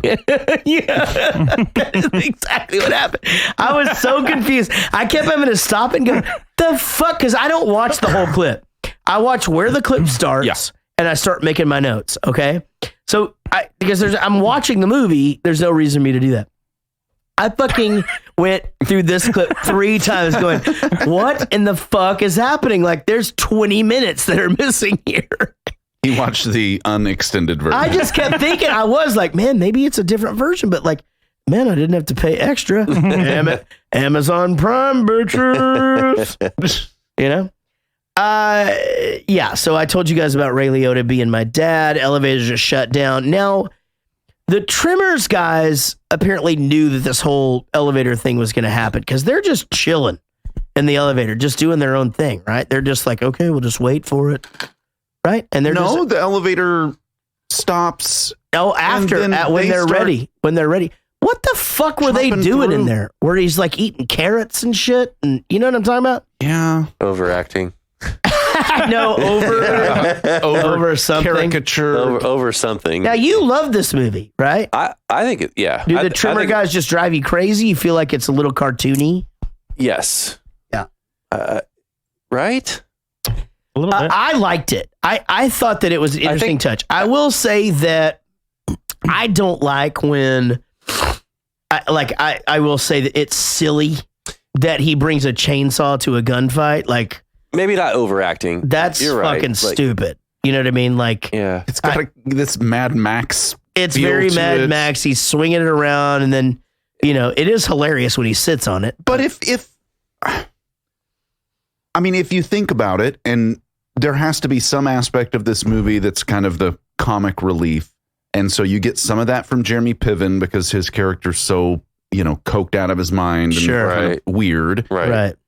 But I mean, these guys showing up is the part where at least you go, okay. Because you don't do that with Alicia Keys and Taraji B. Henson. Taraji B. Henson. Sure. You don't do that with Ryan Reynolds. Obviously. is not funny at all. You don't do it with Ray Liotta. You don't do it with Missing Fingertips guy. Yeah. So at least when these guys, but he's only in it that one 3 scenes. Yep.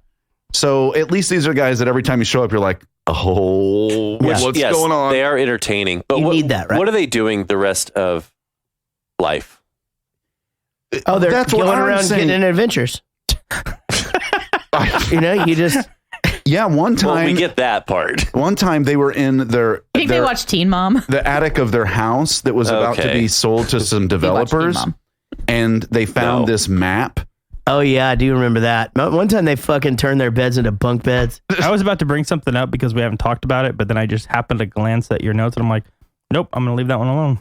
What? Because I say it? Yeah, you're going to. We're not supposed to look at Jarrett's notes. Now, flashback here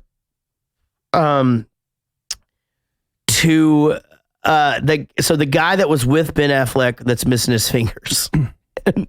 Apparently, the kid went and got his grandma. I kept thinking it looks like Luke Wilson so much. And the grandma brings him in and puts him in the bathtub. And it's just like, don't worry about this. We'll just take care of this.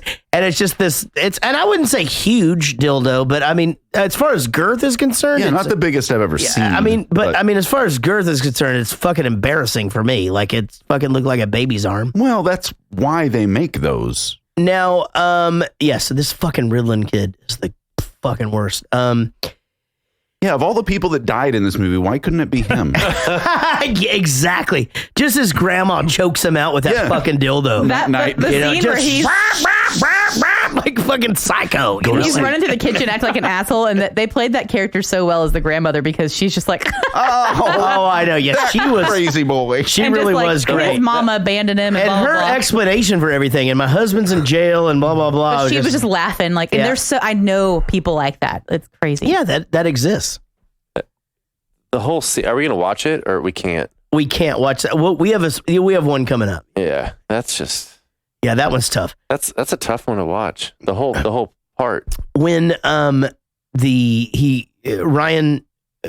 comes up to they get the front desk guy or whatever. This is one of those things where it's like, when cops they question people or whatever, and you wonder like reasoning and things like that. But there are sometimes where I'm like, well, I don't know really if I would have put that together or not. He goes, okay, so you're saying that the guy came up here with an FBI badge and then you just saw him in one of your security jackets. And didn't say anything? And you didn't say anything. He goes, I don't know. I thought we gave him one. And I'm like, that actually makes sense to me. Like, I don't know. I mean, like, what the fuck? I mean, it's an FBI guy. They went to the back. 20 minutes later, he walks out. Yeah. What am I supposed to say about that? I'm hired to fucking give people keys. Yeah, here's your taco, sir. Yeah. What? You know what I mean? Like, don't you feel like you Yeah, you're right. Yeah. Because I feel like we're supposed to be thinking, well, this guy's a fucking idiot. But honestly, I thought, yeah. I mean, I saw a guy that I know is in the FBI walking by with one of our jackets on with a purpose and an elevator key. No, I didn't think that was weird. Now, everybody is listening to everyone at this point, and it's a little confusing because there's like, this is going on, this is going on. Like, even I mean, I'm certain that they probably tried to do this to us as movie watchers, but I'm like the whole time going, the fuck is going on?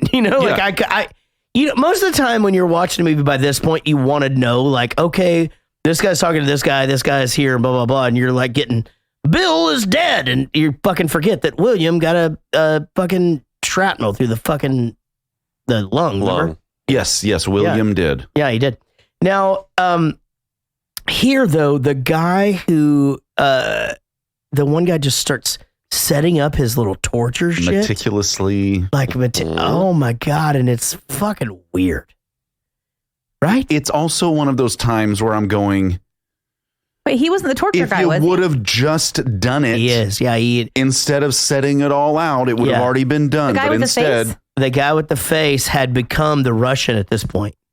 But he wasn't the one they had said was the torture guy. He was a different one. He is. He's the torture guy. No. There was a guy that was known for his tortures, and there was something else, and then there was that guy who was like the black guy in the wheelchair, and he did the thing. That's who that was. Those things that he was setting up was to remove his heart. Yeah. Mm-hmm. Oh, you're fucking right. Yeah, she's right. Okay. See, you fucking paid attention. Yeah. When did Ben Affleck die? No fucking idea. Have no idea even what, swear to God, what Jason Bateman's character even was. No idea. I just saw him in the underwear, and then that was the end of it. You know who loves Ben Affleck? Matt Damon. You know, I gotcha. They revoked the deal. Whatever. I know that Jeremy Piven is known as an asshole. I know that he's got some shit going on. I do know that he's doing stand-up comedy again because my friend Earl just told me the other day. Because that's the only career you can keep going in whenever you... Not certain about that, babe. Why? But he is great in this scene. He's fucking awesome. It felt awesome. Yes. Just the way that he, just, emoted. He knows, like, I'm fucked, right? I mean, man, I thought he was really good. But he's doing the right thing. If you know you're fucked, just as much coke as you can get up in there, just get it up in there. I gotta try this coke. At that point... How does it smell? How it doesn't smell bad.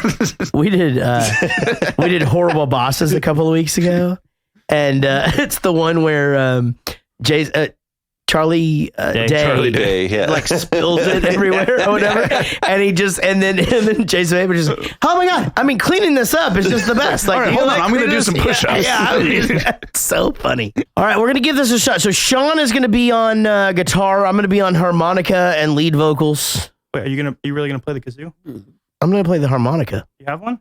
Yeah. It's in the shape of a kazoo. You can spray vodka in Febreze on those, and that will actually clean it. Not on the puffy thing, right? Yeah. What? I promise. Okay, I believe you. Okay. All right, let's do this. Hack. We're gonna try this, and here's the thing: it's a different version. Yep. And man, it feels really weird because Lemmy is super old and super drunk. He was. Which is what I am right now. Yeah, I have a lot in common. I just said that before you fuckers did. Yeah, because I was definitely thinking. I knew. Yeah. If you haven't given me enough shit tonight. Me? Yeah. Me? All right, let's do this. Sean, take it away.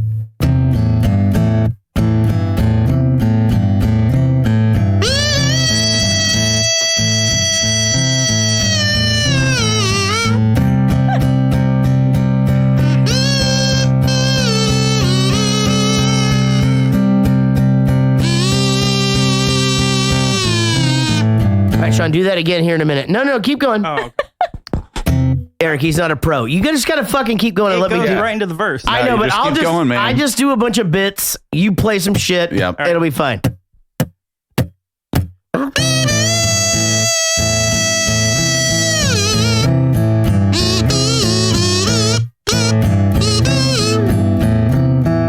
And if you like to gamble, tell you I'm your man.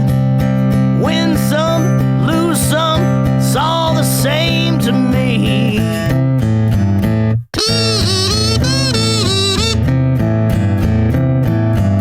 I'll quit with the harmonica, I think. No, you're good. Harmonica. Pleasure to play. Makes no difference what you say.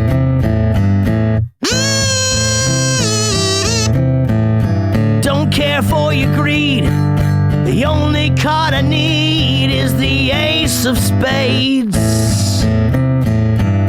Jeremy Piven's ace of spades. Playing for the Howard, dancing, going with the flow. It's all a game to me. 7 or 11, snake eyes watching you.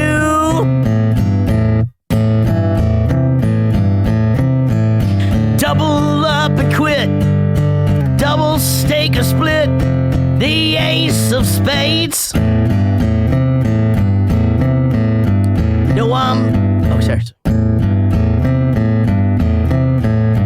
know I'm born to lose. Gambling's for fools, but that's the way I like it, baby. I don't want to live forever, but apparently I am.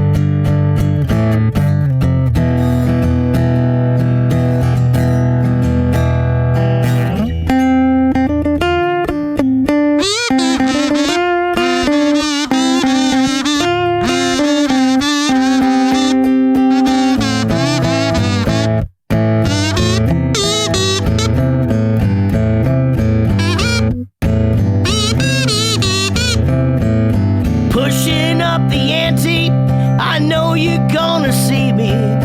Read 'em and weep, dead man's hand again.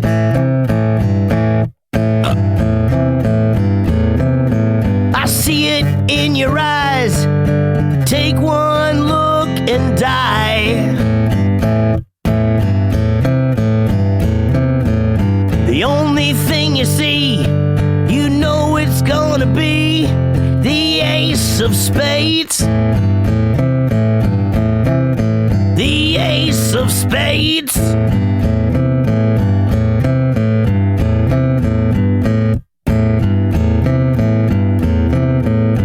ace of spades. That was the end of the song.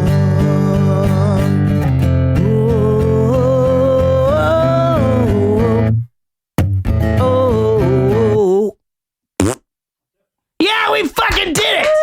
Woo, look at us go. Cool. I don't have to do take one anymore, ever. Sean's got it? I think the reason why we like when you do take one is because you do all the prep and play all the notes. I do know most of the notes. 85% of it. I just got a text from Josh Good, literally, as you said that. He knows 1,000,000%. Yeah, all the notes. But that's the way he likes it, baby. Good job, Sean. Thank you, Sean. You sexy. That was fantastic.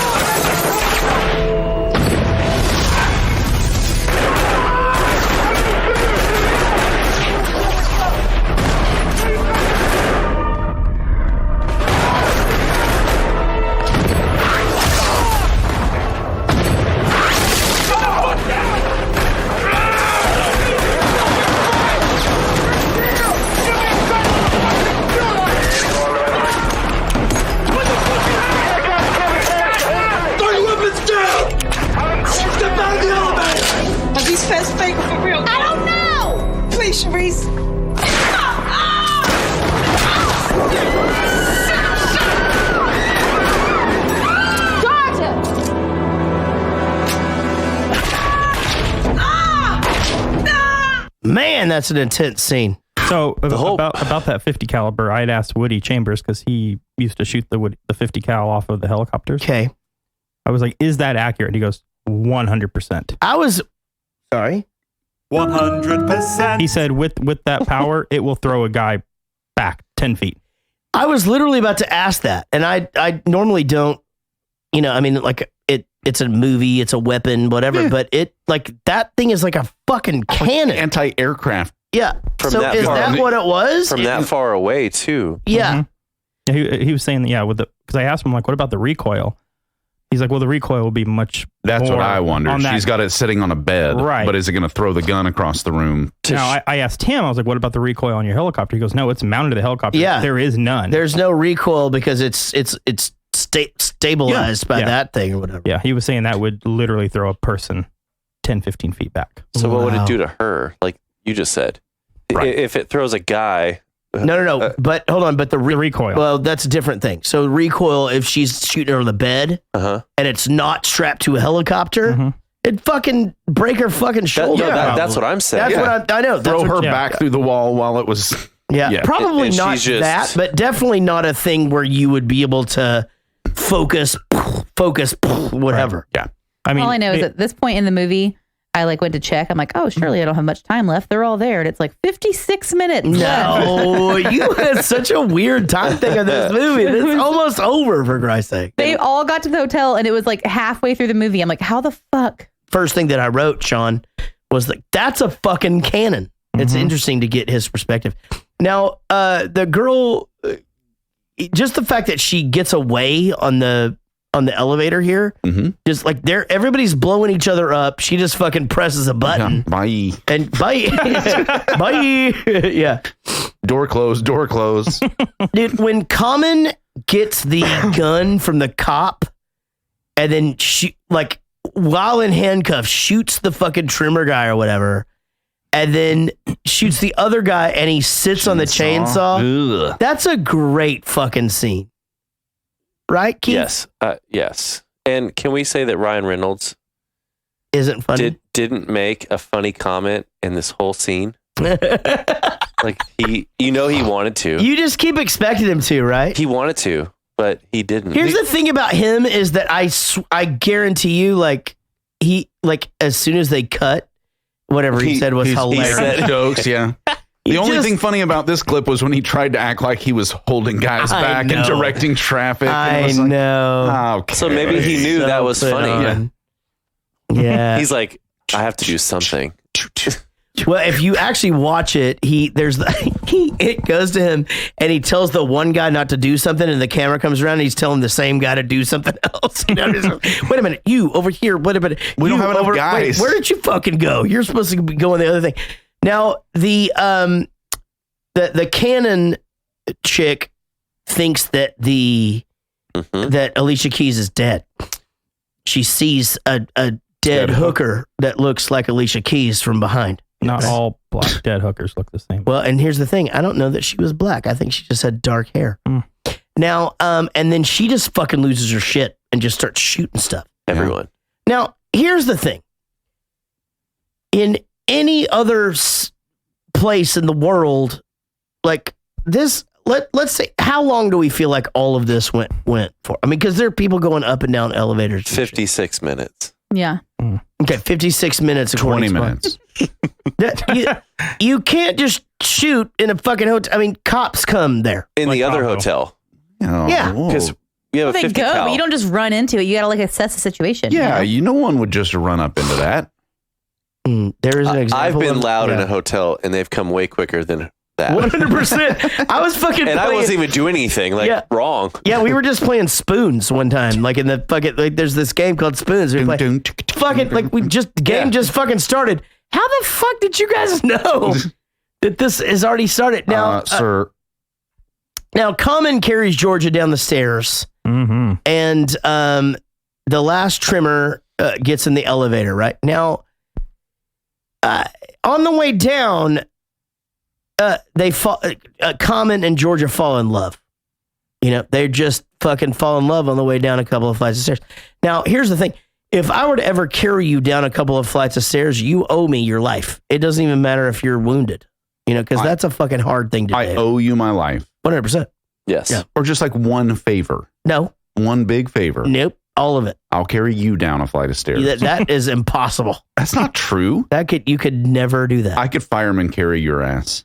No. I could. But however, just roll me down there. I'll be fine. Just tell people not to be below. We made it. Yeah. The thing is, we made it. Once you shove me, shout out a warning for people not to be. Floors, four floors down. Watch out for this fat guy. He's coming. No. Now, and then, and so they draw their guns and she's just like, hey, I'm going to shoot you. You're going to shoot me. Just let us be. And that's not who he's after, right? No. So they just go. Doesn't need that. Now, have you guys noticed that everybody in this movie can change clothes faster than Cher? Seriously, it's like... Didn't think about it, no. It's like that thing where you watch on America's Got Talent where they do the quick change thing. Oh, which I like. I actually always love that. Like at the Mavs games when they do that. I think that shit is so insane. What? I love it. What just happened? There's not even anything going on. You've done 17 outfits. I can't believe it. But I mean, this guy gets into an elevator dressed up as fucking Road Warrior. And in 2 floors comes out dressed as fucking FBI Brad Pitt in Ocean's 11 and then fake cries and gets away. Yeah, not looking bad either. No, he's not looking bad either. Those eyes. Oh, God, his eyes are so fucking great. Now, they won't tell Ryan Reynolds what's up. And the torture guy is he gets out of the handcuffs. And then the fucking other guy's the Swede, right? But nobody, like the Swede is just a doctor, but we don't know. We think he's the other assassin, right? He's the one that's going to come in and clean up all this other business that's been going on. Totally. And then is what I still thought. And then shots are fired. The guy who's dressed up as the Russian guy runs into a bedroom.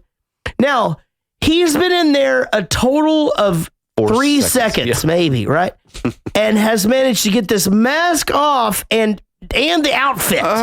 Done. It was probably a breakaway. And again, I'm telling you, it's like a fucking Cher changeover.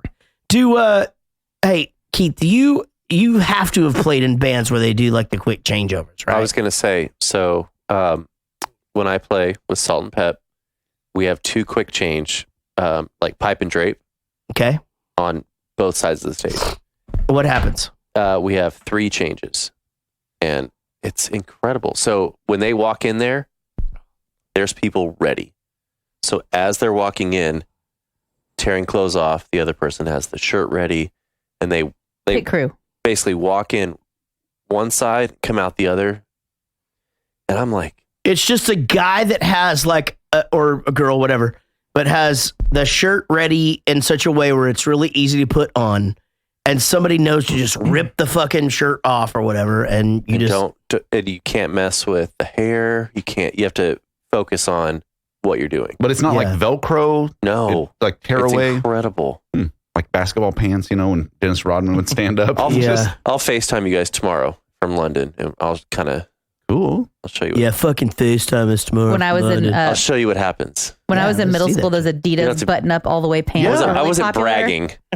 I don't know how they allowed those at schools because everybody got them pulled off their body. Yeah. Like somebody would run up and just pull your pants off your entire body and run through the halls with them if you wore those. I have recurring nightmares about that. I did that to a kid at my house and locked him out of my room, and he had to be in my house with my mom, in his underwear, and be like, I don't know, ma'am, I'm really sorry. That is actually what that song, that John Mayer song is about. I want to run through the halls of my high school. I want to rip off your Adidas pants. That's originally that must be a B-side. No, it's the original. Japanese B-side. It's the original lyric. I'm surprised you didn't know. I've never heard anything but that version. Yeah, I'm a huge Mayer fan. Celebrate his entire catalog. I'm surprised I didn't know that. I met him at the Grammys. It's fine. Trimmer, he fucking Facebook, he Facebook somebody. Listen, if my show was in Tulsa, would that have been cooler? Damn it. No, that was fucking amazing. Actually, these fuckers started talking about something else. I would love to see that shit. In fact, I would love to see that anywhere. I think it's fucking great as shit. That your car? No, Confiscating. FBI. Oh, you're FBI. Yeah.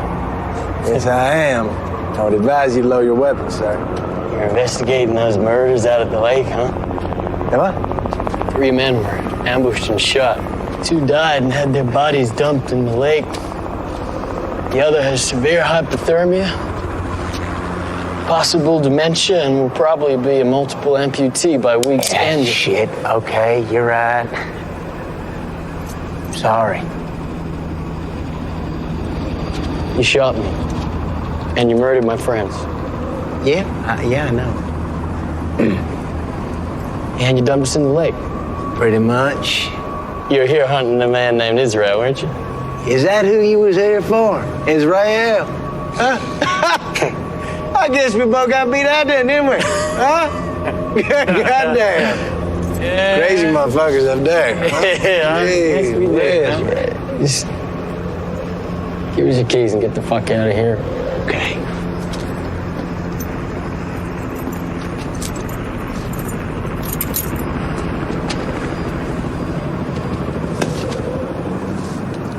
I'm really sorry about all that.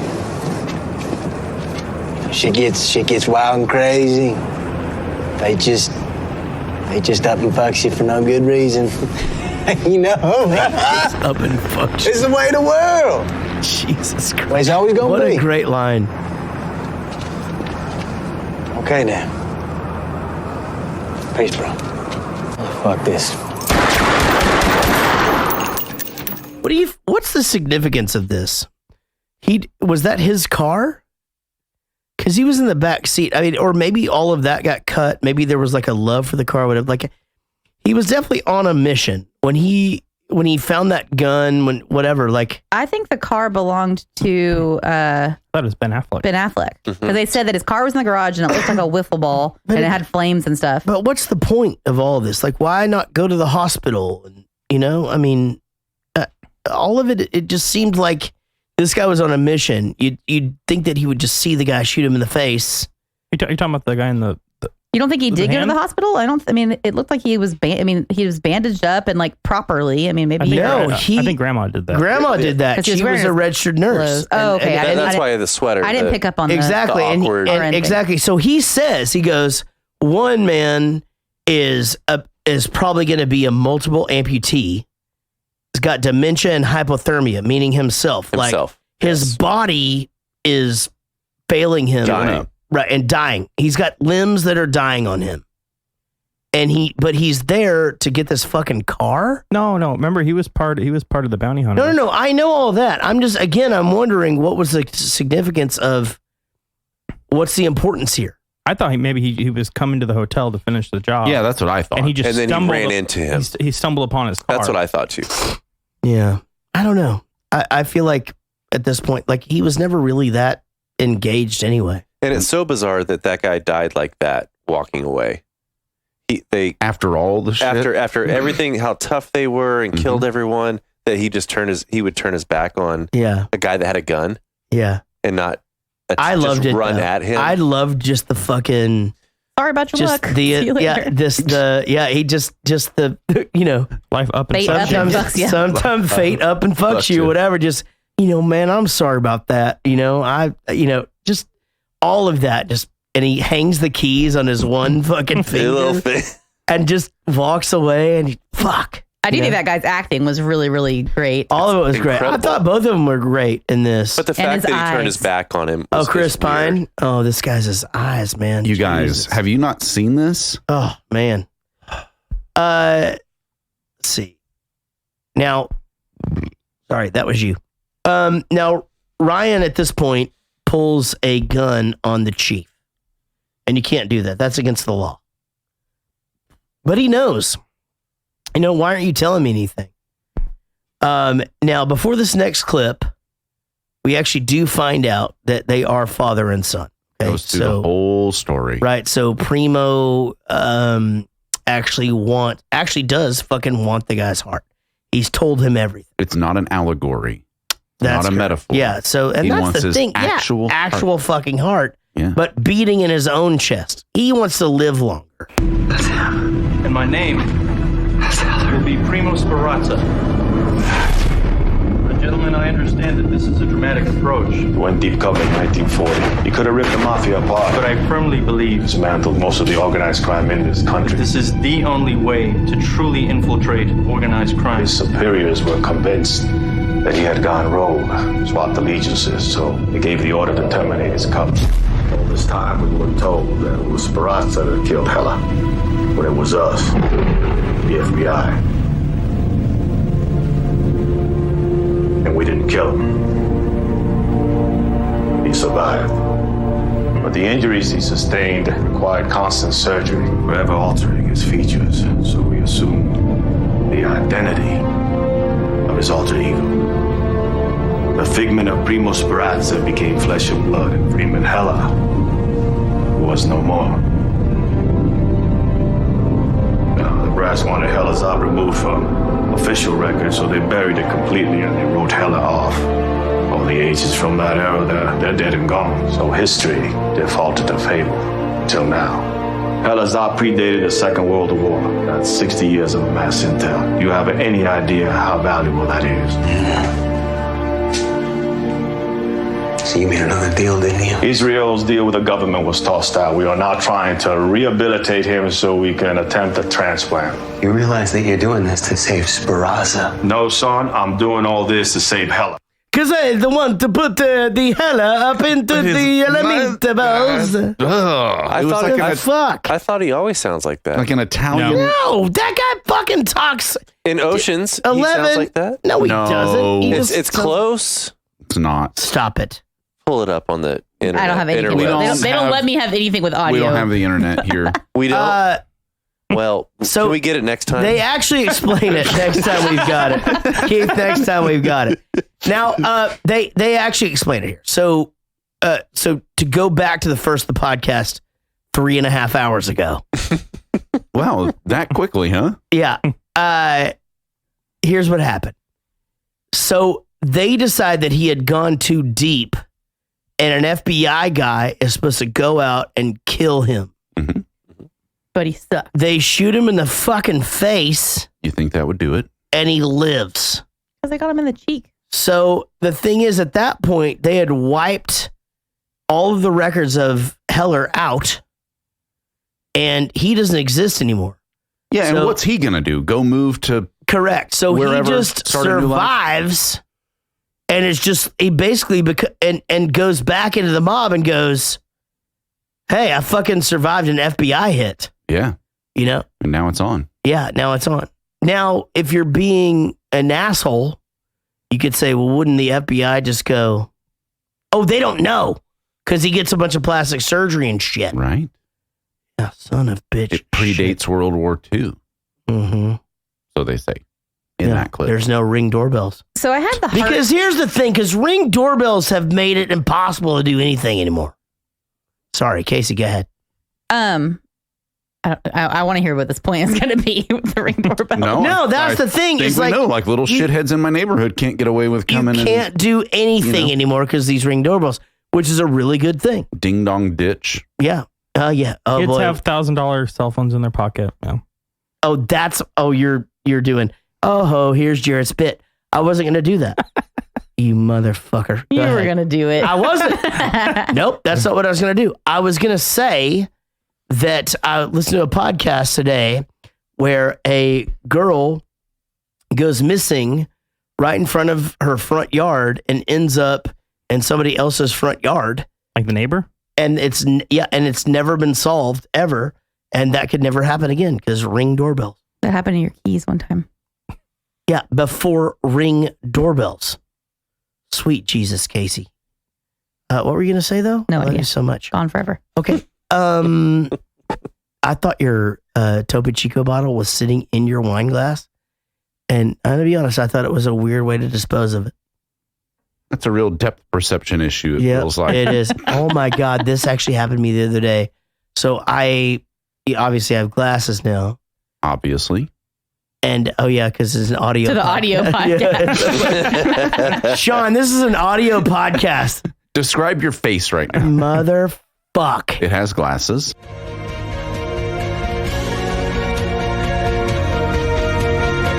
You know what I'd be doing right now? I'd be acting like I was fucking one of them. You know, like, hey, FBI guys. You know, like, take their fucking life support, blow it on my dick a little bit. You know, I'm grinding it off. He did. You know, all that. So he says, I'll take your verbal resignation. Thank you. And forget everything. But I don't know. I feel like there's half of us on the planet that'd be like, cool.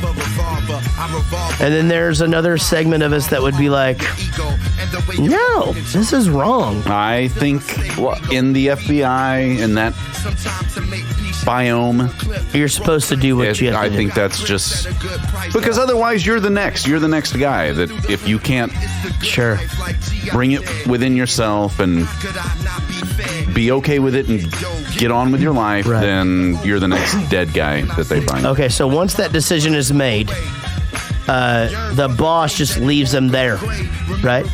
Right. Keith? But, okay, with everything that happened the whole movie, why didn't he just shoot both of them? Because if he pulls the plug and let's say they break in, they can still just plug it back in. Yeah, and save them. Also, why are they in the same room?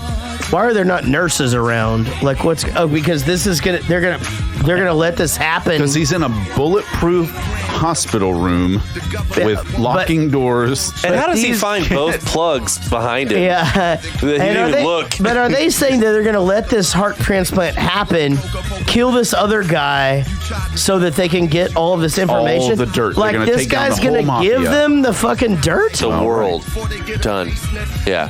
He's fucking kept you. I don't like it. Why is there no master open door at the nurse's station that they could just run over to? Also, there's no nurses.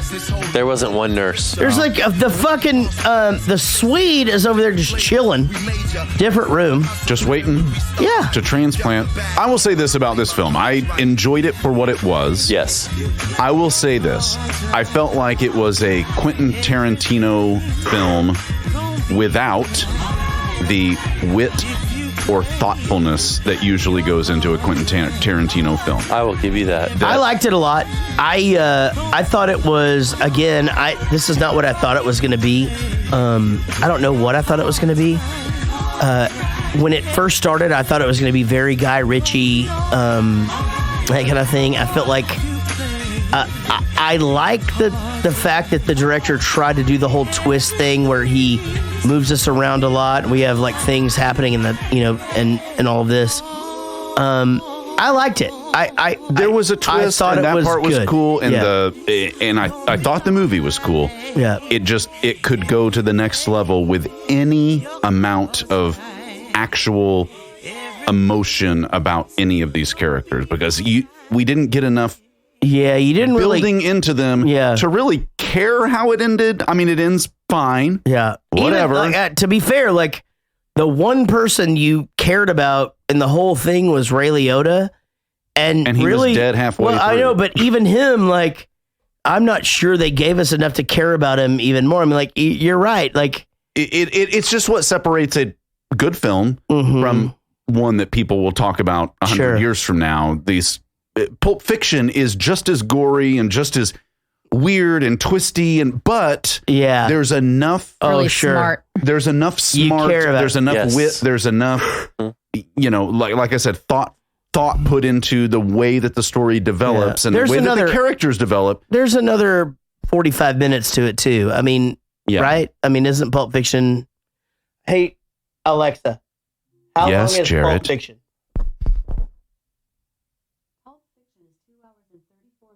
Yeah, so it's almost another hour. Yeah. Which you could see how this one might have been edited down, and that's just it. It's but I didn't hate this. It was better than Beetlejuice.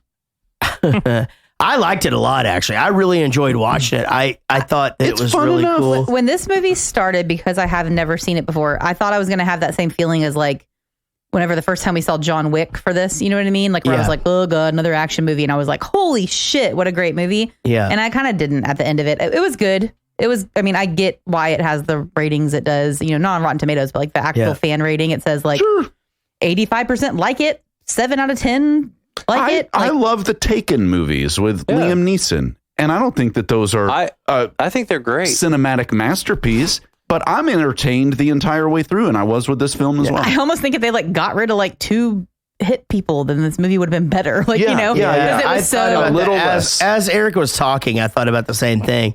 Had you taken 2 out and gotten us more engaged in the other characters, characters, done like the ex-police officers, Alicia Keys and her girl, and the Tremor Boys. No, not even them. Boys. Get rid of them and get the masky guy. You know what I mean? And make it more of like that would have been psychological. How did they get in here? It was kind seemed of a little bit. I'm like, who's even shooting it? It seemed a little nutty too, where they are all in the hotel less than halfway through the fucking movie, and it's just like that's what I'm saying. This is too much. This is too much. Like and nobody knows that something's going on. You know, a little hard to believe. But I'm okay with it. Can I say something offensive? Keith, get in there. I've never seen Pulp Fiction. Holy shit! Boy, and I'm the most sheltered person on earth, and I saw that film. Yeah. Multiple here's times. the thing. The man, I would love. Never. I don't even know. I don't see. All I can say is, I would love to hang out with you and watch you watch that for the first time. Never seen it. Because man, it is. Yeah, we should all hang out and watch that. I don't think I've seen it as an adult. Jesus Christ! I know, like, you know, the hits of the Should movie. we have a movie night? Stuff. We could. I mean, we still watch it on the bus. I've been watching that movie since it came out. I mean, and I mean, we watch it all the time. It's my favorite movie of all. Really? Time. Yeah. I've never seen it. It is a perfect fucking movie, and I think it set the tone for all of these movies, and many of these are like, hey, let's do the Pulp Fiction thing. But Keith, thanks for coming tonight. Of course, thanks for having me, dude. Anytime. So you got to be on a flight to the UK in 7 hours. That's right. On the flight in 7 hours. On it, which means yeah, but you have your car that takes you right to the private jet. They do this all the time to me too. Yeah.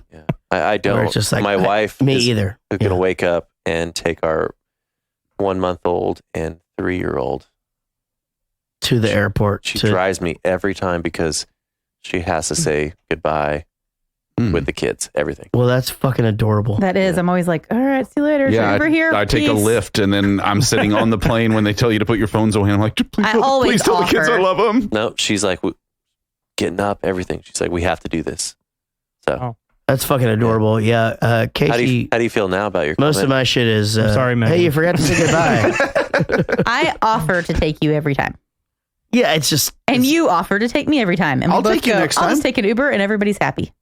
Yeah, now he's gonna next. You have to like help him move though. It's a whole fucking thing. Like, don't do it. What? If he takes you to the airport, like you have to help him move next time he moves. You know what I mean? Like, it's one of those favors. Like nobody really wants to do it. I'll just go. Here's $200. You know, figure it out. Hire some people to help you move. This has been great, Sean. Good job tonight. Love you so much. Let's see. What do we got left? We got some stuff. Oh, we do. All right. Oh my God. Hey, we got a new $20 supporter during the show.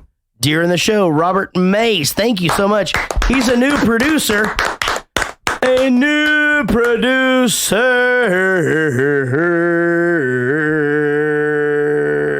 Oh, shoot. What? I didn't put the email on Eric's. What? What are they doing? It blew my mind. I was like, I'm trying to figure out what this movie is. Hang on, I don't think I put the email on Eric's page. Hang on. Bruh. Let's check the email box. Email us at jaredgoestothemovies@gmail.com. Las Vegas magician and would-be crime boss buddy Aces Israel. Hold on. Hey, God. Sorry. Over to Eric for his synopsis. Dear Jared Goes to the Movie cast. Go ahead. I always enjoy listening to your podcast that you guys perform weekly. Okay. And the movies are always fun. All right. What happened? What? So basically what happened was he didn't have the thing. I played the thing and it's fine. Cool. Okay. I don't see it. It's supposed to be syncing. Can I have a thing? Sync me. I could just like the Howard Stern, like I can just play There it is. sounds. 100%. You can have this Okay. next time. You know what I'm saying? Hey! In my chair. Yeah. Pay attention, Eric. Go ahead. In his defense, those were big wieners. Vinny Cataldi writes.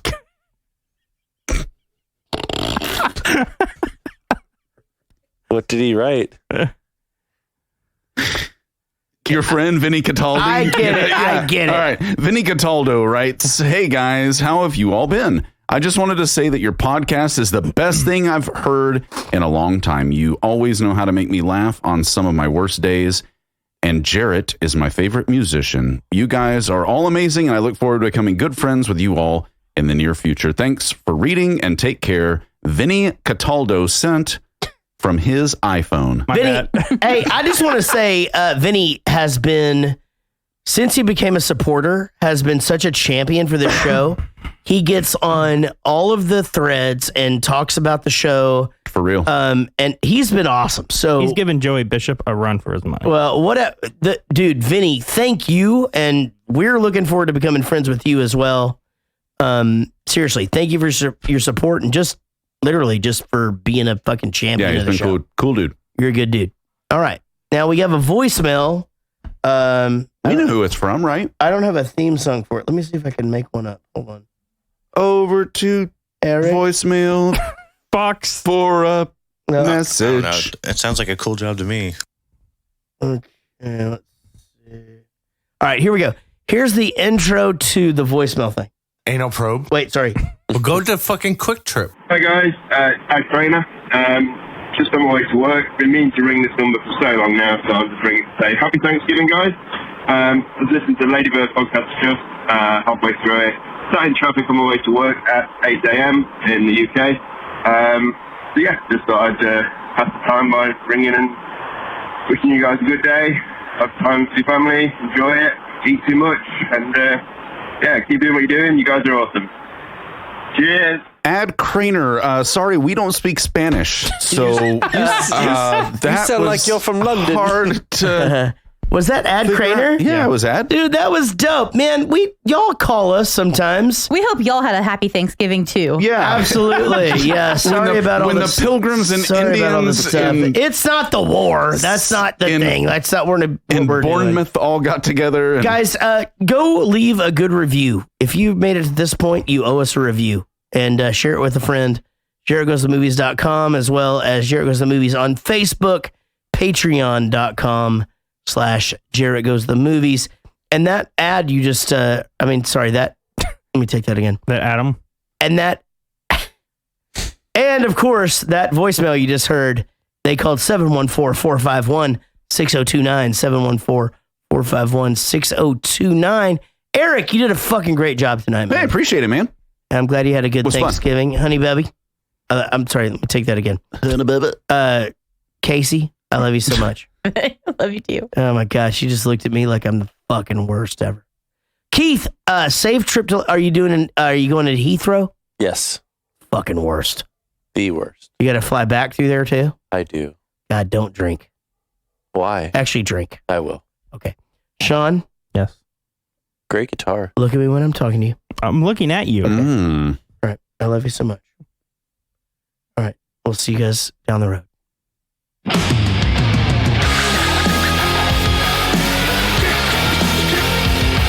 Hey, you forget about the shares? Oh, fuck. Okay, and we're back. Hey, just a quick break. Hey, Yeah. Jarrett, you know what I think the best part about this is that the fans engage with us so much, and they're so willing to spread what we do to all of their friends. And I think for once, we ought to recognize those people. I mean, right. if we even know You're right. who they are. Thank you for sharing Chris Pulse, Joey Bishop, Kel Leahy. I fucking know that dude.